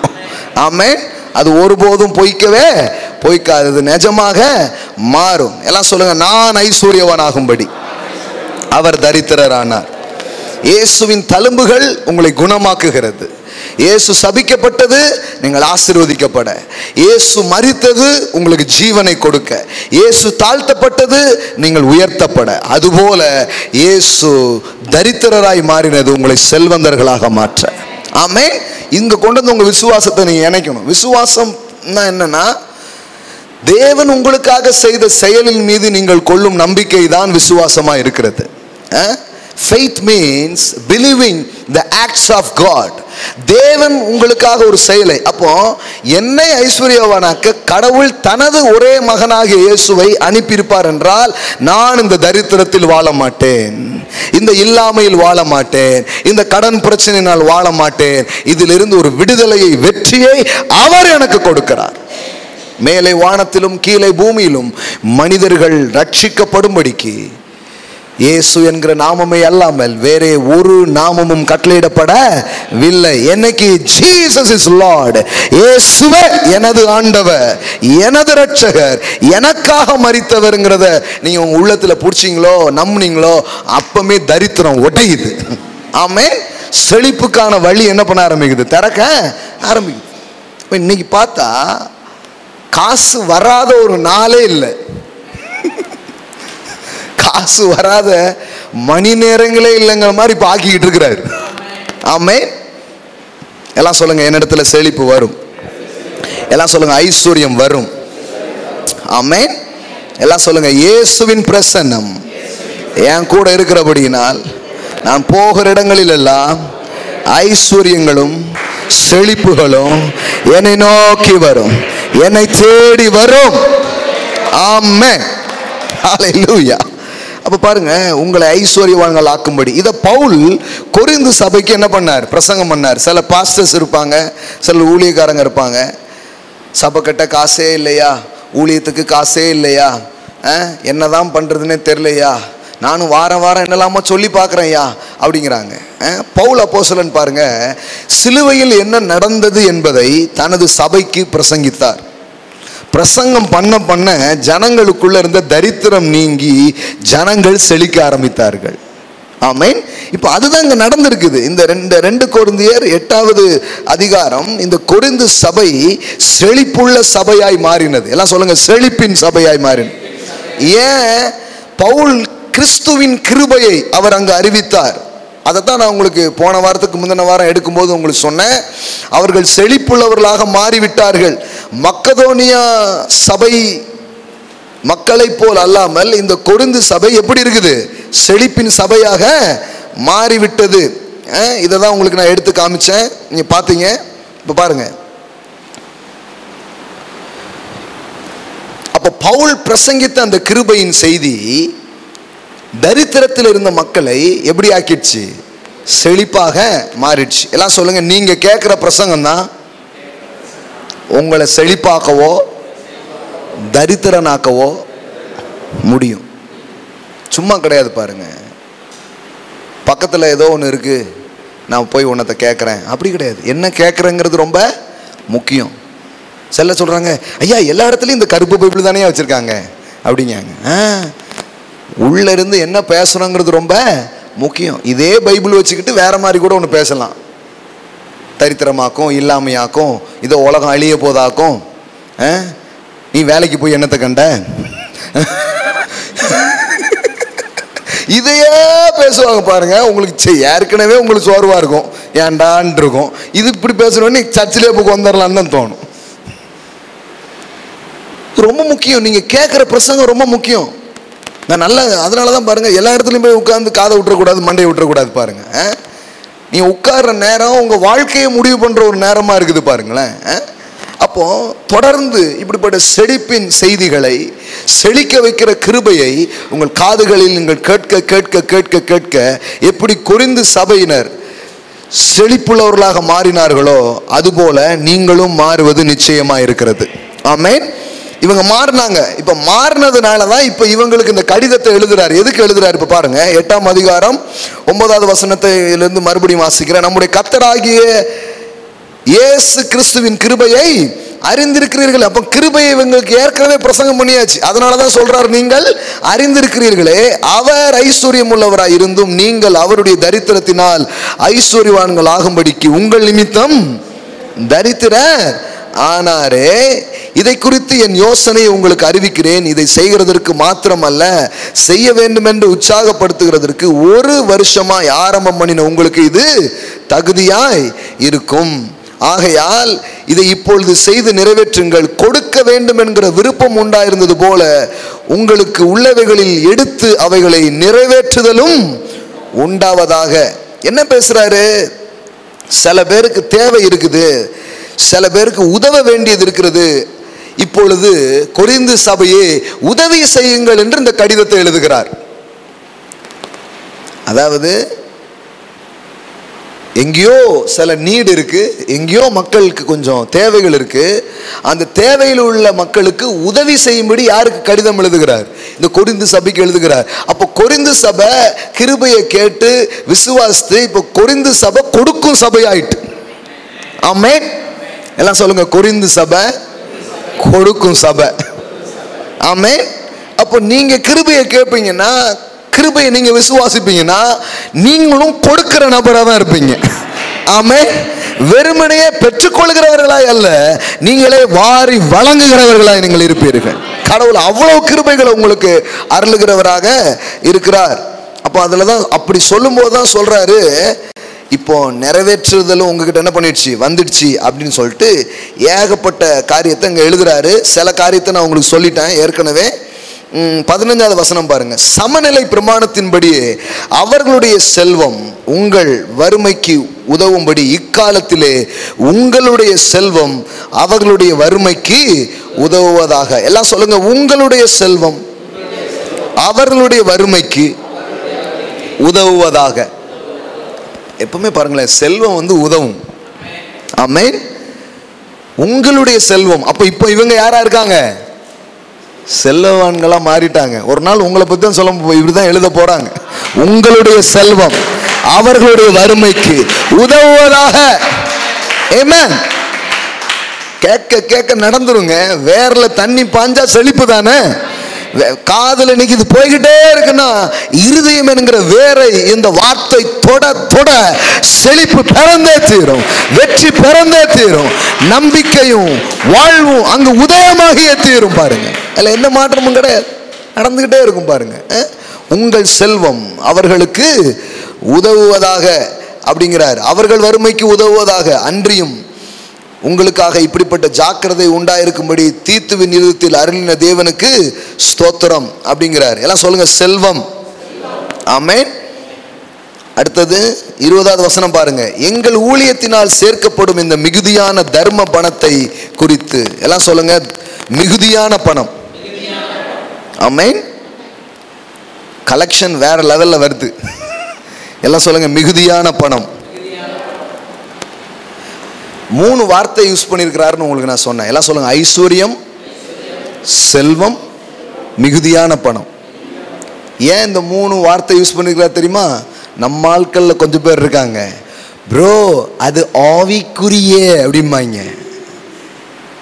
எந்த வசனத்தை பேசினாலும் அது எதுதான்?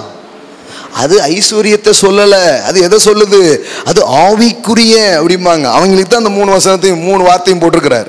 எல்லாம் சொல்லுங்க, ஐஸ்வர்யம் இருக்குதா அந்த வார்த்தை? அடுத்தால என்ன வார்த்தை வாசித்தோம்? செல்வம். எல்லாம் சொல்லுங்க, செல்வம். அப்புறம் என்ன வார்த்தை போட்டிருக்குது? இப்படி போட்டாலும் ஏதாவது சொல்லிடுவாங்கன்ட்டு பணம்னு எழுதிட்டார். போங்க, பளிச்சுன்னு சொல்லிட்டார். ஒரு முறை நீங்கள் வந்து செழிப்பாய் வாழ்வது எப்படின்னு போட்டேன்.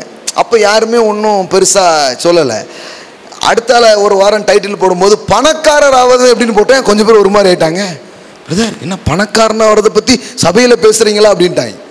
அப்போ பாருங்களேன், பணம்னு நேரடியாக சொன்னால் சிலருக்கு ஒரு மாதிரி ஆகுது.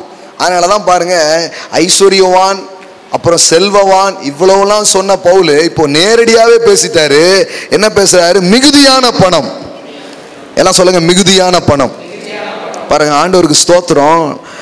நம்முடைய சபையும் இங்கே நடந்து கொண்டிருக்கிற ஊழியங்களும் நம்முடைய தேவைகள் எல்லாம் பூர்த்தியாய் சந்திக்கப்பட்டு சில ஊழியங்களுக்கு கொடுக்கிற அளவுக்கு தேவன் இன்னைக்கு நம்முடைய சபைகளை அவர் ஆசீர்வதித்திருக்கிறார்.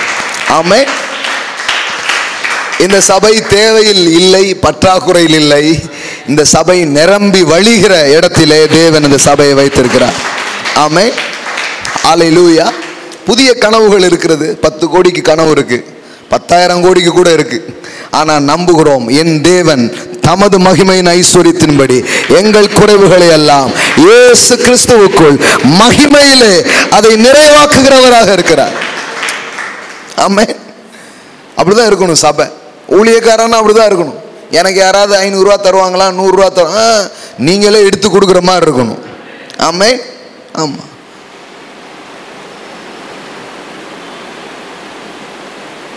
கிங் மாதிரி வாழ்றதுக்கு கூப்பிட்டுருக்கிறார். எல்லாம் சொல்லுங்க ராஜா. எல்லாம் சொல்லுங்க ராஜா வாழ்க்கைக்கு கூப்பிட்டுருக்கிறார். ஆமென்.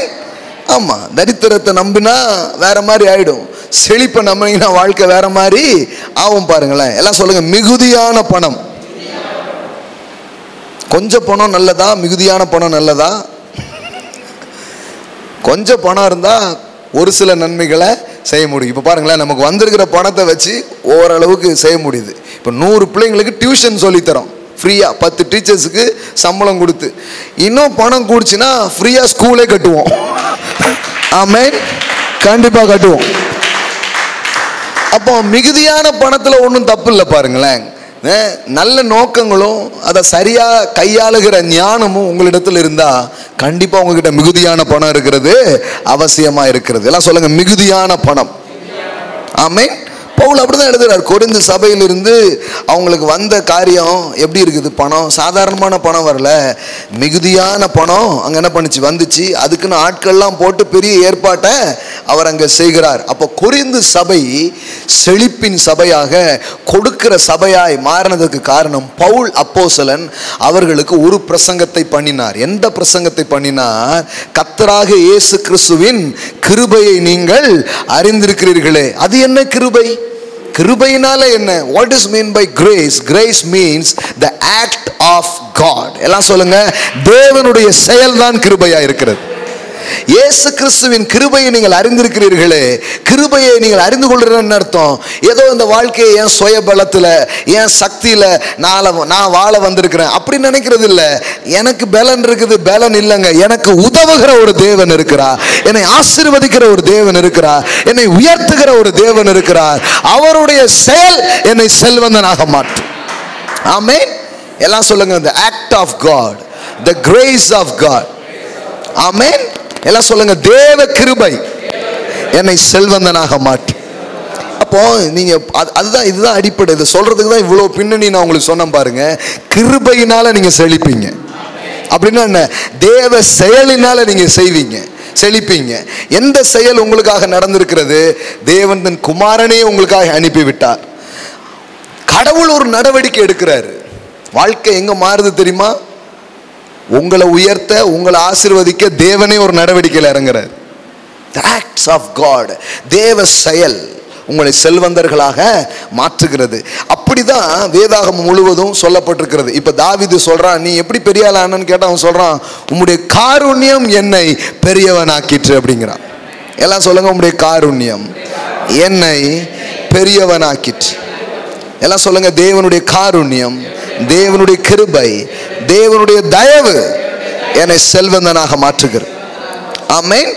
அப்ப இதுதான் ரொம்ப முக்கியமான காரியம். ஒரு வசனத்தை வாசிப்போம். நெகேமியா 9வது அதிகாரம் 25வது வசனம். கிருபையினாலே ஒரு மனுஷன் செழிக்க முடியும். அதை சொல்றதுக்கு தான் நான் வந்தேன்.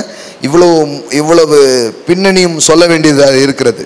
நெகேமியா 9:25, 9:25, 9:25 பாருங்க. அவர்கள் அரணான பட்டணங்களையும்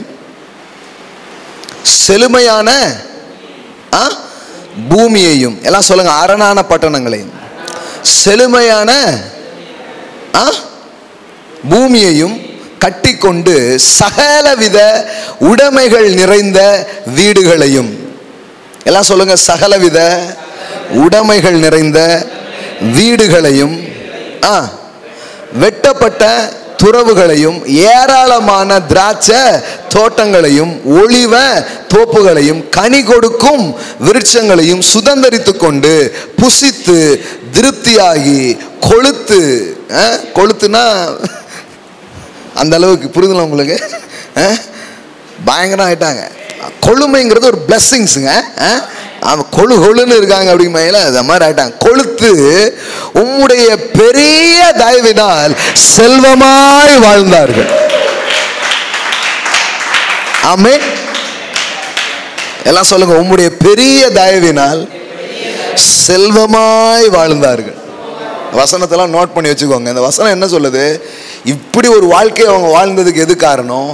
உம்முடைய பெரிய தயவினால் செல்வமாய் வாழ்ந்தார்கள். கடவுளுடைய தயவு ஒரு மனுஷன் மேல வரும் பொழுது வீடை கட்டுறான். வெறும் வீட்டை மட்டும் கட்டுறதில்ல, அந்த வீட்டில் சகலவித உடைமைகளால் நிரம்பி இருக்கு பாருங்க. வீட்டை கட்டிட்டு உள்ள எம்டியா இருக்கிறது கிடையாது பாருங்க. வீட்டில் உள்ள நுழைஞ்சாலே அருமையும் இனிமையுமான பொருட்களால் அது நிரம்பி இருக்கிறது. ஆமே. நான் இன்னும் வீடு கட்டல, கட்டணும்னு ஐடியாவில் இருக்கிறேன். சில திங்ஸ்லாம் போய் பார்ப்போம். இப்போ நான் இருக்கிற வீட்டில் அதெல்லாம் வைக்க முடியாது, அதனால வெயிட்டிங். முதல்ல ஆண்டவருக்காக ஒரு பெஸ்ட்டாக ஒன்று கட்டி முடிப்போம், அப்புறமா வீடு கட்டணும்னு யோசிச்சிருக்கிறேன். ஆண்டவர் என்ன நினச்சிருக்காருன்னு தெரில. எனக்கு சில காரியத்தை அவராக செய்யணும்னு ஆசைப்படுவேன். எல்லாமே அவர் தான் செய்கிறாரு, 100க்கு 100 அவராக செய்யணும்னு ஒரு ஆசை இருக்கும் பாருங்களேன். அந்த மாதிரி தான் வீடு கட்டுற மேட்டரும் கூட. ஒரு பெரிய விஷயம் இல்லை, கண்டிப்பாக கட்ட முடியும். ஆனால் சும்மா கட்ட மாட்டோம். கட்டினா எல்லா அருமையும் இனிமையுமான பொருட்களால் அந்த வீடு நிரம்பி இருக்க வேண்டும். ஆமே. இதெல்லாம் எப்படிங்க ஆகும் அப்படின்னு உங்கள் மைண்டில் ஒரு கேள்வி வந்துச்சுன்னா இது இந்த வார்த்தையை சொல்லுங்க, உம்முடைய பெரிய தயவினாலே செல்வமாய் வாழ்ந்தார்கள். ஆமே. நீங்க இதை நம்புங்க. இன்னைக்கு நிறைய பேர் இதை நம்புறவங்க நிறைய பேர் இருக்காங்க. அவங்க சாமர்த்தியம், அவங்க கைபலன், அவங்க புத்திசாலித்தனம், இதெல்லாம் நம்புற நிறைய பேர் இருக்கிறாங்க. நான் சொல்றேன், நீங்களும் நானும் அவர் தயவை நம்புற ஒரு கூட்டம், அவருடைய கிருபையை நம்புற கூட்டம், கர்த்தர் என்னை உயர்த்துவார், இதை நம்புற ஒரு கூட்டம். இவங்க தான் இப்படி வாழ்ந்தாங்களாம். அவர்கள் அரணான பட்டணங்களையும் சிட்டியையே பில்ட் பண்ணியிருக்கிறாங்க. ஆமே. சிட்டி பில்டர், சிட்டி டெவலப்பர், அப்படிதான் இருந்திருக்கிறாங்க. அரணான பட்டங்களையும் செழுமையான பூமியையும் கட்டிக்கொண்டு சகலவித உடைமைகளும் நிறைந்த வீடுகளையும் வெட்டப்பட்ட துறவுகளையும் ஏராளமான திராட்சை தோட்டம். அதுதான் பிசினஸ். திராட்சை தோட்டம்னா அன்னைக்கு அதுதானே, அக்ரிகல்ச்சர் தானே. உன் ஆலைகள்ங்கிறார். அன்னைக்கு திராட்சை இது எடுக்கிறது, ஒளிவம், இதை ஒளிவம் இதுவும் திராட்சையும் தான் மெயின் பிஸ்னஸ். இது என்ன, இதுல இருந்து ஜூஸ் பலவிதமான இதை என்ன பண்றாங்க, தயாரிக்கிறாங்க. அன்னைக்கு கிரேப்ஸும் இந்த ஒலிவமும் ரொம்ப முக்கியமான ஒரு காரியம். இப்போ கூட ஆலிவ் ஆயில் விலை என்ன நினைக்கிறீங்க, வேற லெவல்ல இருக்குது. இங்க நம்ம ஊர்ல விற்கிறதுலாம் பார்த்துறாங்க. அது வந்து அது என்னையானே தெரியல. பியோர் ஆலிவ் ஆயில் அது வேற லெவல்ல இருக்குது பாருங்களேன். அப்போ 1-2 பிசினஸ் இல்லைங்க, ஏராளமான திராட்சை தோட்டம், ஒலிவ தோப்பு. அப்படின்னா அர்த்தம்னா கர்த்தர் வந்து பல தொழில் வாய்ப்புகளை அவருடைய தயவு உங்களுக்காக திறக்கும். பல காரியத்தை அவருடைய தயவு உங்களுக்காக ஓபன் பண்ணும். ஆமென். பல வழிகளை அவர் உங்களுக்காக திறப்பார். 1-2 கிடையாது, many many many many open doors. அப்போ பாருங்க, திராட்சை தோட்டங்களையும் அதுல என்னங்க ஏராளமான திராட்சை தோட்டம். ஒரு தோட்டம் கொடுக்க கூடாதா? என் தேவனாலே ஏராளம் தான் அர்த்தம். Our God is El Shaddai, is a God of more than enough. ஏராளம், எல்லாம் சொல்லுங்க, ஏராளம். அவ்வளோதான். இது உங்க மைண்டுக்குள்ள போயிடணும். ஏராளம் தாராளம், அவர் தான் தேவன். ஏராளமான திராட்சை தோட்டங்களையும் ஒலிவ தோப்புகளையும் கனி கொடுக்கும் விருட்சங்களையும் சுதந்தரித்து கொண்டு புசித்து திருப்தியாகி கொழுத்து உம்முடைய பெரிய தயவினால் செல்வமாய் வாழ்ந்தார்கள். ஆமென். எல்லாம் சொல்லுங்க, தேவ தயவு என்னை செல்வமாய் வாழ வைக்கும். எல்லாம் சொல்லுங்க, தயவு செல்வ வாழ்வை கொடுக்கும். ஏதோ ஒரு நாள் இருந்தாங்கல்ல, அப்படியே வாழ்நாளெல்லாம் செல்வத்திலே வாழ்ந்தாங்க. தலைமுறை தலைமுறையா செல்வந்தர்களாகவே வாழ்ந்தார்கள். ஆமென். இதுக்கு எது கேரண்டி பண்ணுது? இந்த தேசமா, இங்க இருக்கிற அரசியலா, இங்க இருக்கிற ஆட்சியாளர்களா, யார் எனக்கு தெரியாது. என் தேவன் இப்படி ஒரு வாழ்வை எனக்கு தருவதாக அவர் சொல்லியிருக்கிறார். அவர் வார்த்தையை நம்ப போகிறேன், அவர் சொன்னதை நம்ப போகிறேன், அவர் கிருபையை நான் நம்ப போறேன். அப்ப இது நடக்கும் பாருங்க. எனக்கு எப்படி, அதான் எப்பவுமே பாருங்களேன், நம்ம லாஜிக்கு பதிலே கிடையாது. எப்படி தெரியவே தெரியாது. ஆனா 1000 வழி அவர் வச்சிருப்பார். எனக்கெல்லாம் பார்த்தா என்னெல்லாமோ நடக்குது, ஆச்சரியமா இருக்குது. அப்பப்போ எனக்கு பிடிச்சதெல்லாம் கொஞ்சம் எழுதிட்டே இருப்பேன். அது ஒரு புக்கா மாறிச்சு. இப்போ பார்த்தா அந்த புக்கு எவ்வளோ சேல்ஸ் ஆகுது.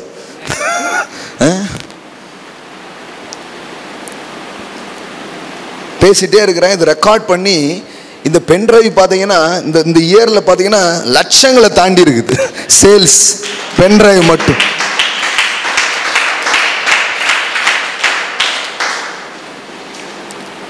பேசுனா பணம், எழுதுனா பணம், எல்லாத்தையுமே தேவன் செல்வமா மாற்ற முடியும் அவரால். ஆமென். எல்லா காரியமும் கடவுள் உங்களை ஆசீர்வதிக்க அவ்வளோ வழி இருக்குது அவர்கிட்ட. இடையில இந்த லைஃப் டெவலப்மெண்ட் பற்றிலாம் கொஞ்சம் அப்படி படிப்பேன். அப்புறம் இதில் கொஞ்சம் கவனம் செலுத்துப்பேன். திடீர்னு அங்கே சில இடத்துல அந்த மாதிரி இதுக்கு பேசுகிற கூப்பிட்றாங்க. அவங்க சர்ச்சிலெல்லாம் தர்றதை விட நிறைய கொடுக்குறாங்க. அன்னையிலேருந்து தான் போட்டேன், லைஃப் கோச்சுன்னு போட்டேன், பாஸ்டர் அண்ட் லைஃப் கோச். அவங்க நல்லா இருக்குது. ஏன்னா அவங்களுக்கு தெரியுது இது தரமாக இருக்குது, இதுக்கு நல்லா பே பண்ணும் அப்படின்ட்டு பயங்கரமாக பே பண்ணுறேன். ஆமாம், இது ரொம்ப நல்லா இருக்குது அப்படின்ட்டு. இப்போ அதை தனியாக செய்ய போகிறோம், அதை எடுத்து. ஆமாம் ஆமாம், ஒரு கிளாஸ் மாதிரி ஆக்க போகிறோம். Business school, business class, life education, இதெல்லாம் பண்ண போகிறோம் நிறைய. கடவுளுக்கு 1000 வழி இருக்குது. எல்லாம் சொல்லுங்கள், 1000 வழி இருக்குது. எப்படி தானே தெரியாது, உங்களுக்கு கொண்டு வந்துருவார் அவரை. ஆமென். நீ நம்புங்க. அவரை நம்புகிறவனோ செழிப்பான், அவரை நம்புகிறவனோ செழிப்பான். ஆமென். அதுதான் செழிப்பை திறக்கிற சாவி. அவர் கிருபை, அவருடைய தயவை நம்புகிறவனோ செழிப்பான். அது ஓப்பன் பண்ணும் 1000 கதவுகளை உங்களுக்காக. அது திறந்து விடும். எப்படிங்கிறதே தெரியாது. போன வாரம் பால் பிரதருடைய சாட்சியை கேட்டோம். ஒரு கோயம்புத்தூருக்கு ஒரு 300 ரூபாய் எடுத்துகிட்டு போன ஒரு நபர், ஒரு ஹோட்டலில் சர்வராக வேலை பார்த்த ஒரு நபர், இன்னைக்கு பாருங்க சில லட்சங்கள் ஃப்ளோ ஆகிற ஒரு பிஸ்னஸை செய்கிற மாதிரி தேவனுடைய வாழ்க்கையை ஆசீர்வதித்திருக்கிறார். ஆமென். ஆமாம், இந்த இயர்லாம் கோடியை தாண்டும். ஆமென். அவருக்கும் சரி உங்களுக்கும் சரி கர்த்தர் அப்படி செய்வார். ஆமென். எல்லாம் சொல்லுங்க, தேவனுடைய தயவு. இன்னொரு வசனத்தை காட்டுறேன், ஏன்னா இது ஸ்ட்ராங்காக ஆணி அடித்த மாதிரி உள்ள இறங்கணும் பாருங்க. பிரசங்கி புஸ்தகம் 9வது அதிகாரம். தயவுக்கும் கிருபைக்கும் இதெல்லாம் வரும்போது செழிப்பு வருதுன்னு வேதவசனம் தெளிவாய் சொல்லுகிறது. பிரசங்கி புத்தகம் எடுத்தீங்களா? பிரசங்கி 9ஆம் அதிகாரம், நீதிமொழிகள், அதுக்கப்புறம் பிரசங்கி 9:11 பாருங்க. நான் திருப்பி கொண்டு சூரியனுக்கு கீழே கண்டதாவது, ஓடுகிறதுக்கு வேகம் உள்ளவர்களின் வேகமும் யுத்தத்துக்கு சௌரியவான்களின் சௌரியமும் போதாது, பிழைப்புக்கு ஞானம் உள்ளவர்களின் ஞானமும் போதாது, ஐஸ்வர்யம் அடைகிறதற்கு புத்திமான்களின் புத்தியும் போதாது, தயவு அடைகிறதற்கு வித்துவான்களின் அறிவும் போதாது, அவர்கள் எல்லோருக்கும். எல்லாம் சொல்லுங்க, அவர்கள் எல்லோருக்கும். யாருக்கு? வேகம் இருக்கிறவங்க, ஞானம் இருக்கிறவங்க, எத்தனையோ புத்தி இருக்கிறவங்க, எல்லாம் இது இருந்தும் சாதிக்கலை நிறைய பேர். அவங்கள தெரியும், இவங்கள தெரியும், வேலை ஒன்றும் நடக்கலை. எத்தனையோ காரியங்கள்லாம் இருக்குது. ஆனால் ஒன்னே ஒன்று உங்கள் வாழ்க்கையில் எல்லாத்தையும் சாத்தியமாக்கும். அது என்ன? சமயமும் தேவ செயலும் நேரிட வேண்டும். ஆமென். சமயமும் தேவ செயலும் நேரிட வேண்டும். ஆமென். எல்லாம் இருக்கலாம், வேகம் இருக்கலாம், எல்லாம் எவ்வளோ அழகாக போட்டிருக்கு பாருங்க. ஓடுகிறதற்கு வேகம் உள்ளவர்களின் வேகம், யுத்தத்துக்கு சௌரியவான்களின் சௌரியமும் போதாது. எல்லாம் சொல்லுங்க, போதாது. பிழைப்புக்கு ஞானம் உள்ளவர்களின் ஞானம் போதாது. எல்லாம் இருக்குது பாருங்க. ஆனால் ஒன்னே ஒன்று வாழ்க்கையில் எல்லாத்தையும் ஆக்டிவேட் பண்ணும். அது என்னன்னா சமயமும் தேவ செயலும். ஆமென். எல்லாம் சொல்லுங்க, சமயமும் தேவ செயலும். அப்படின்னா என்ன? ஆண்டவரே, உம்முடைய கரம், உம்முடைய கிருபை இப்படி நீங்க வந்து நிற்கும் போது அங்க ஒண்ணுமே இல்லாட்டா கூட காரியங்கள் நடக்கிறத நீங்க பார்க்க ஆரம்பிப்பீங்க. காரியங்கள் உங்களுக்காக திறக்கப்படுறத நீங்க பார்க்க ஆரம்பிப்பீங்க. சமயமும் தேவ செயலும். ஒரு டைம் நான் சில காரியங்கள்லாம் படிச்சு கொஞ்சம் புசு புசுன்னு இருந்தது. ஓ, அப்படி பண்ணிடலாம் அப்படி பண்ணலாம் நினச்சிருந்தேன் பாருங்க. பார்த்தா ஒன்றும் நடக்கலை. அப்போ தான் இந்த வசனத்தை ஆண்டவர் எனக்கு காமிச்சார். இந்த வசனத்தின் மூலம் என்னுடைய ஆட்டிடியூட்ஸை, மனப்பான்மையை மாற்றினார். திறமை இதெல்லாம் ரைட்டுப்பா, ஆனால் என் அன்பு, என் தயவு உன் மேலே வரும்போது உனக்கு பூட்டின கதவுன்னு ஒன்று இருக்காது. எல்லா கதவும் உனக்காக திறந்திருக்கும். எல்லா வழிகளும் உனக்காக திறந்திருக்கும். ஆமென். ஹல்லேலூயா. ஆமென். எல்லாம் சொல்லுங்க, தேவ செயல் நேரிட வேண்டும். அது எவ்வளோ அழகா இருக்கு பாருங்க.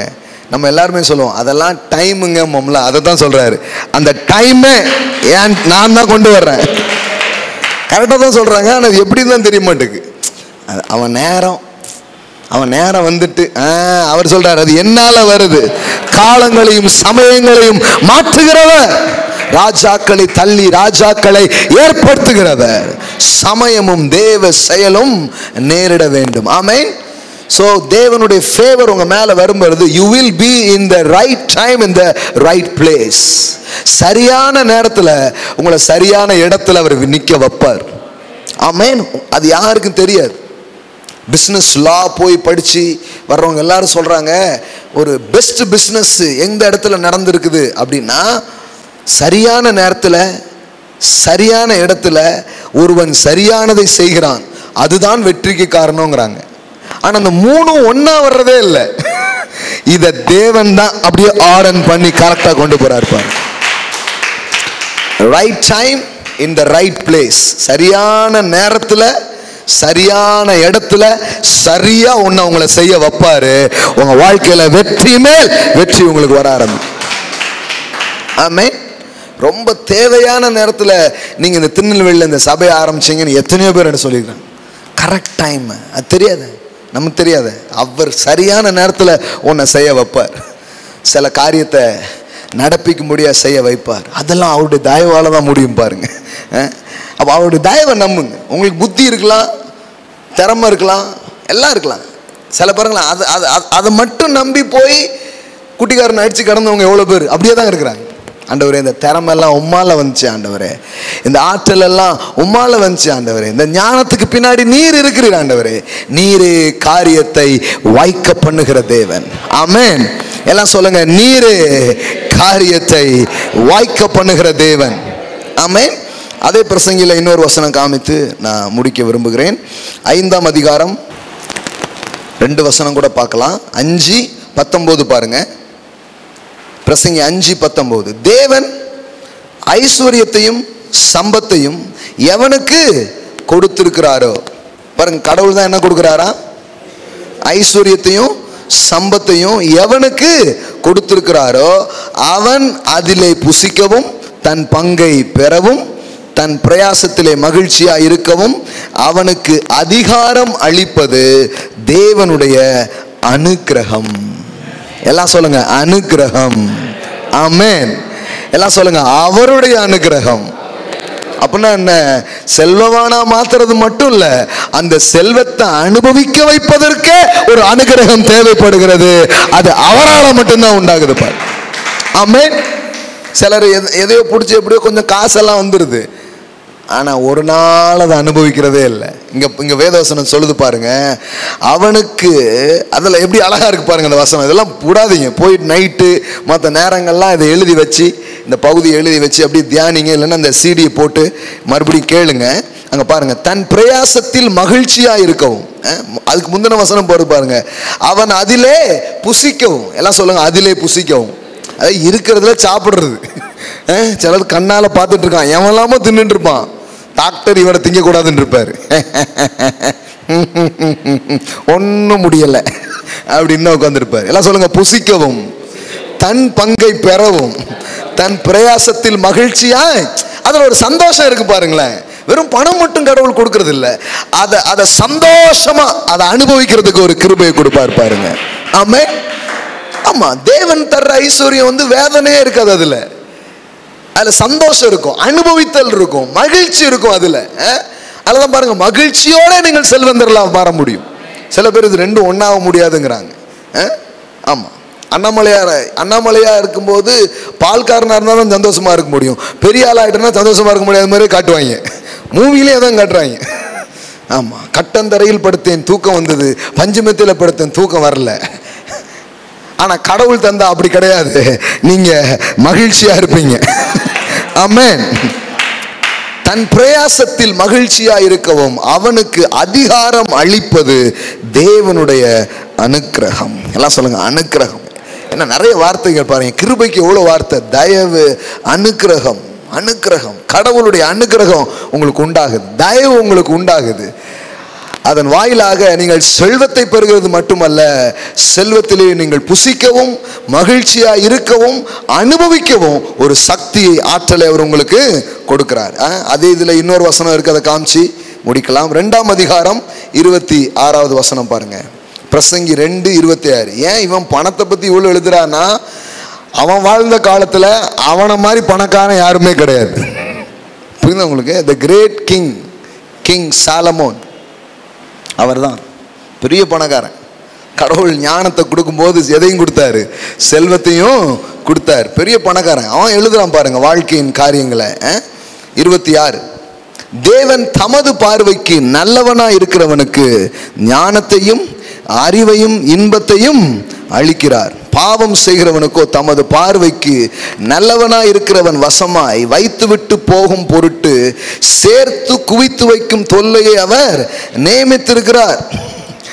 சிலர் சேர்க்கிறாங்க, அனுபவிக்கிறது இல்லை. கடவுள் சொல்றாரு, ஏன் பார்வைக்கு நல்லவனா இருக்கிறவனுக்கு இந்த குவிச்சு வைக்கிறதெல்லாம் அனுபவிக்கிற பாக்கியத்தை கொடுக்குறேன் அப்படின்ட்டு. நல்லா சேர்த்துக்கோ மகனே, சேர்த்து வைக்கோ. அனுபவிக்கிறதுக்கு ஒரு அனுகிரகத்தை தேவன் உங்களுக்கு கொடுக்கிறார். ஆமென். பாருங்க, இது எல்லாம் கர்த்தருடைய செயல் இதில் அடங்கி இருக்கிறது. அதனாலதான் நாம் கிருபையின் கீழ் செழிக்க முடியும் என்பதை நாம் என்ன பண்ணி கொண்டிருக்கிறோம், பேசி கொண்டிருக்கிறோம். கொரிந்து சபை மக்கள் அதைத்தான் கேட்டார்கள், விசுவாசித்தார்கள், செழித்தார்கள். செல்வம் உதவக்கூடிய அளவிற்கு அவர்களுக்கு உண்டானது. ஆமென். நம்ம எல்லாரும் எழுந்து நிற்போம். Thank you Jesus. ஹல்லேலூயா. அடுத்த வாரம் தொடர்வோம். இன்னும் கிருபையின் கீழ் செழிப்பதற்கான காரியங்கள் நிறைய இருக்கு. அடுத்த வாரம் தொடர்ந்து பேச போறேன் நான், வந்து கேளுங்க. அதாவது போராடுகிற ஒரு உலகத்துல நீங்க போராடாம, கலைச்சு போகிற உலகத்துல நீங்க இளைப்பாறுதலோடு, பயந்து இருக்கிற உலகத்துல தைரியத்தோடு, வெறுப்போடு கசப்போடு வாழுகிற உலகத்துல அன்போடு நம்பிக்கையா காரியத்தை செய்ய கர்த்தர் உங்களுக்கு உதவி செய்வார். அதுதான் இந்த கிருபையின் கீழ் செழிக்கிற போதனையா இருக்கிறது. எளிதாய் உங்களை சுதந்திரிக்க பண்ணுவார்.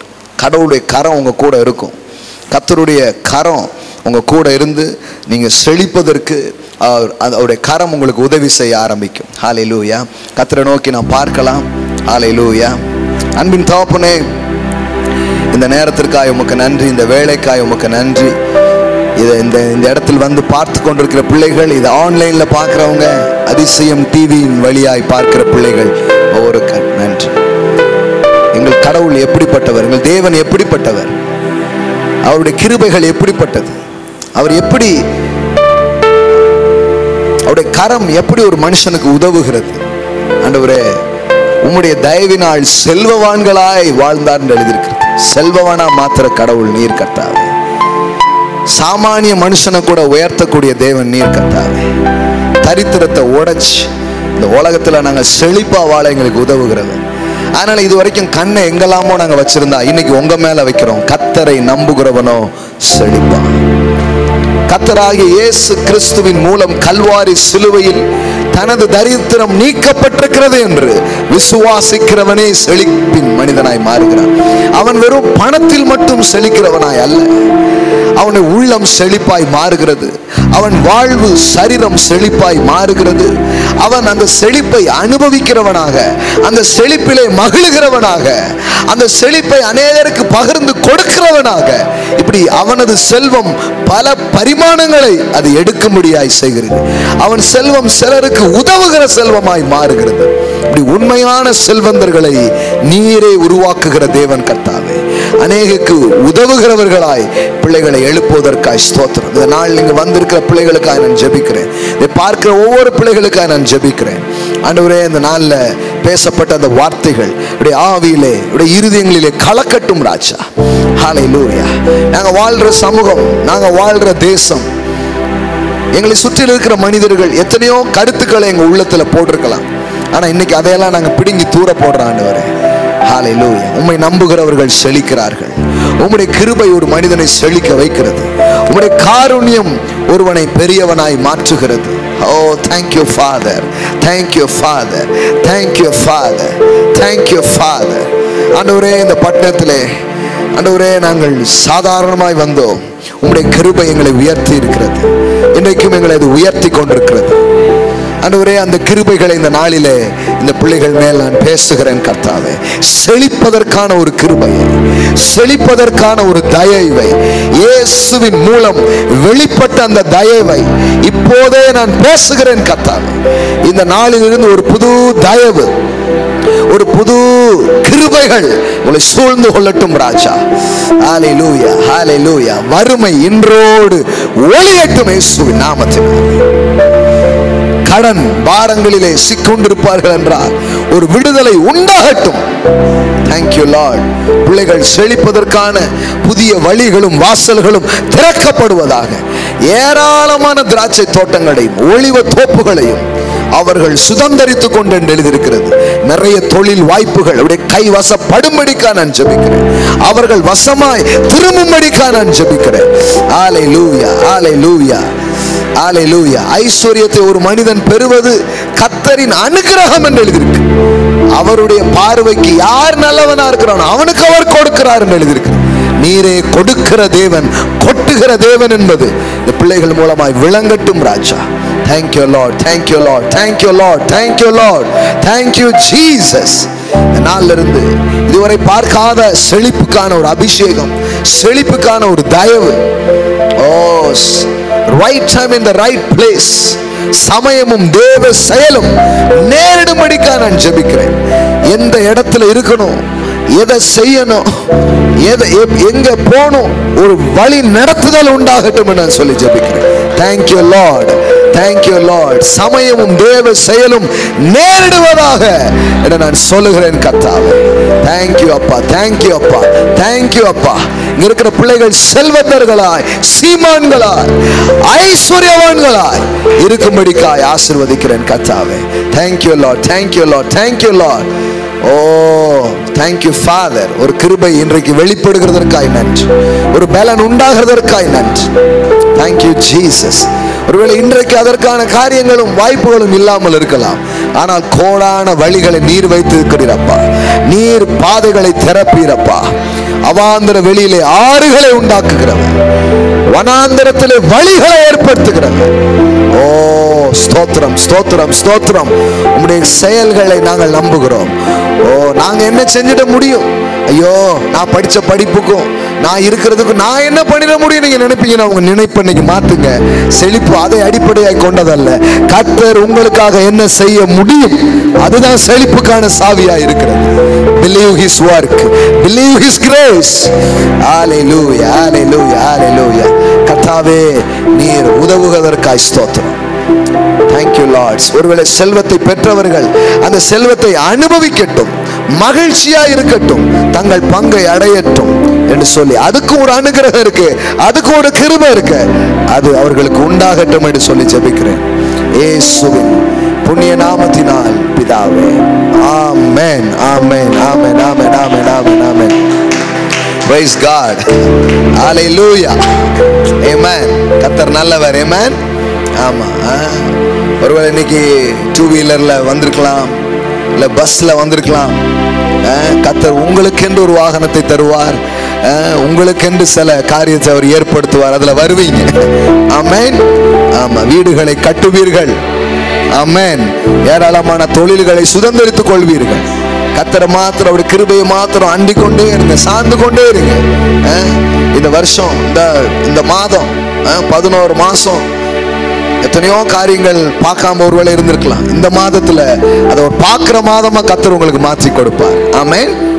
கர்த்தருக்கு நாம் கொடுக்கலாம்.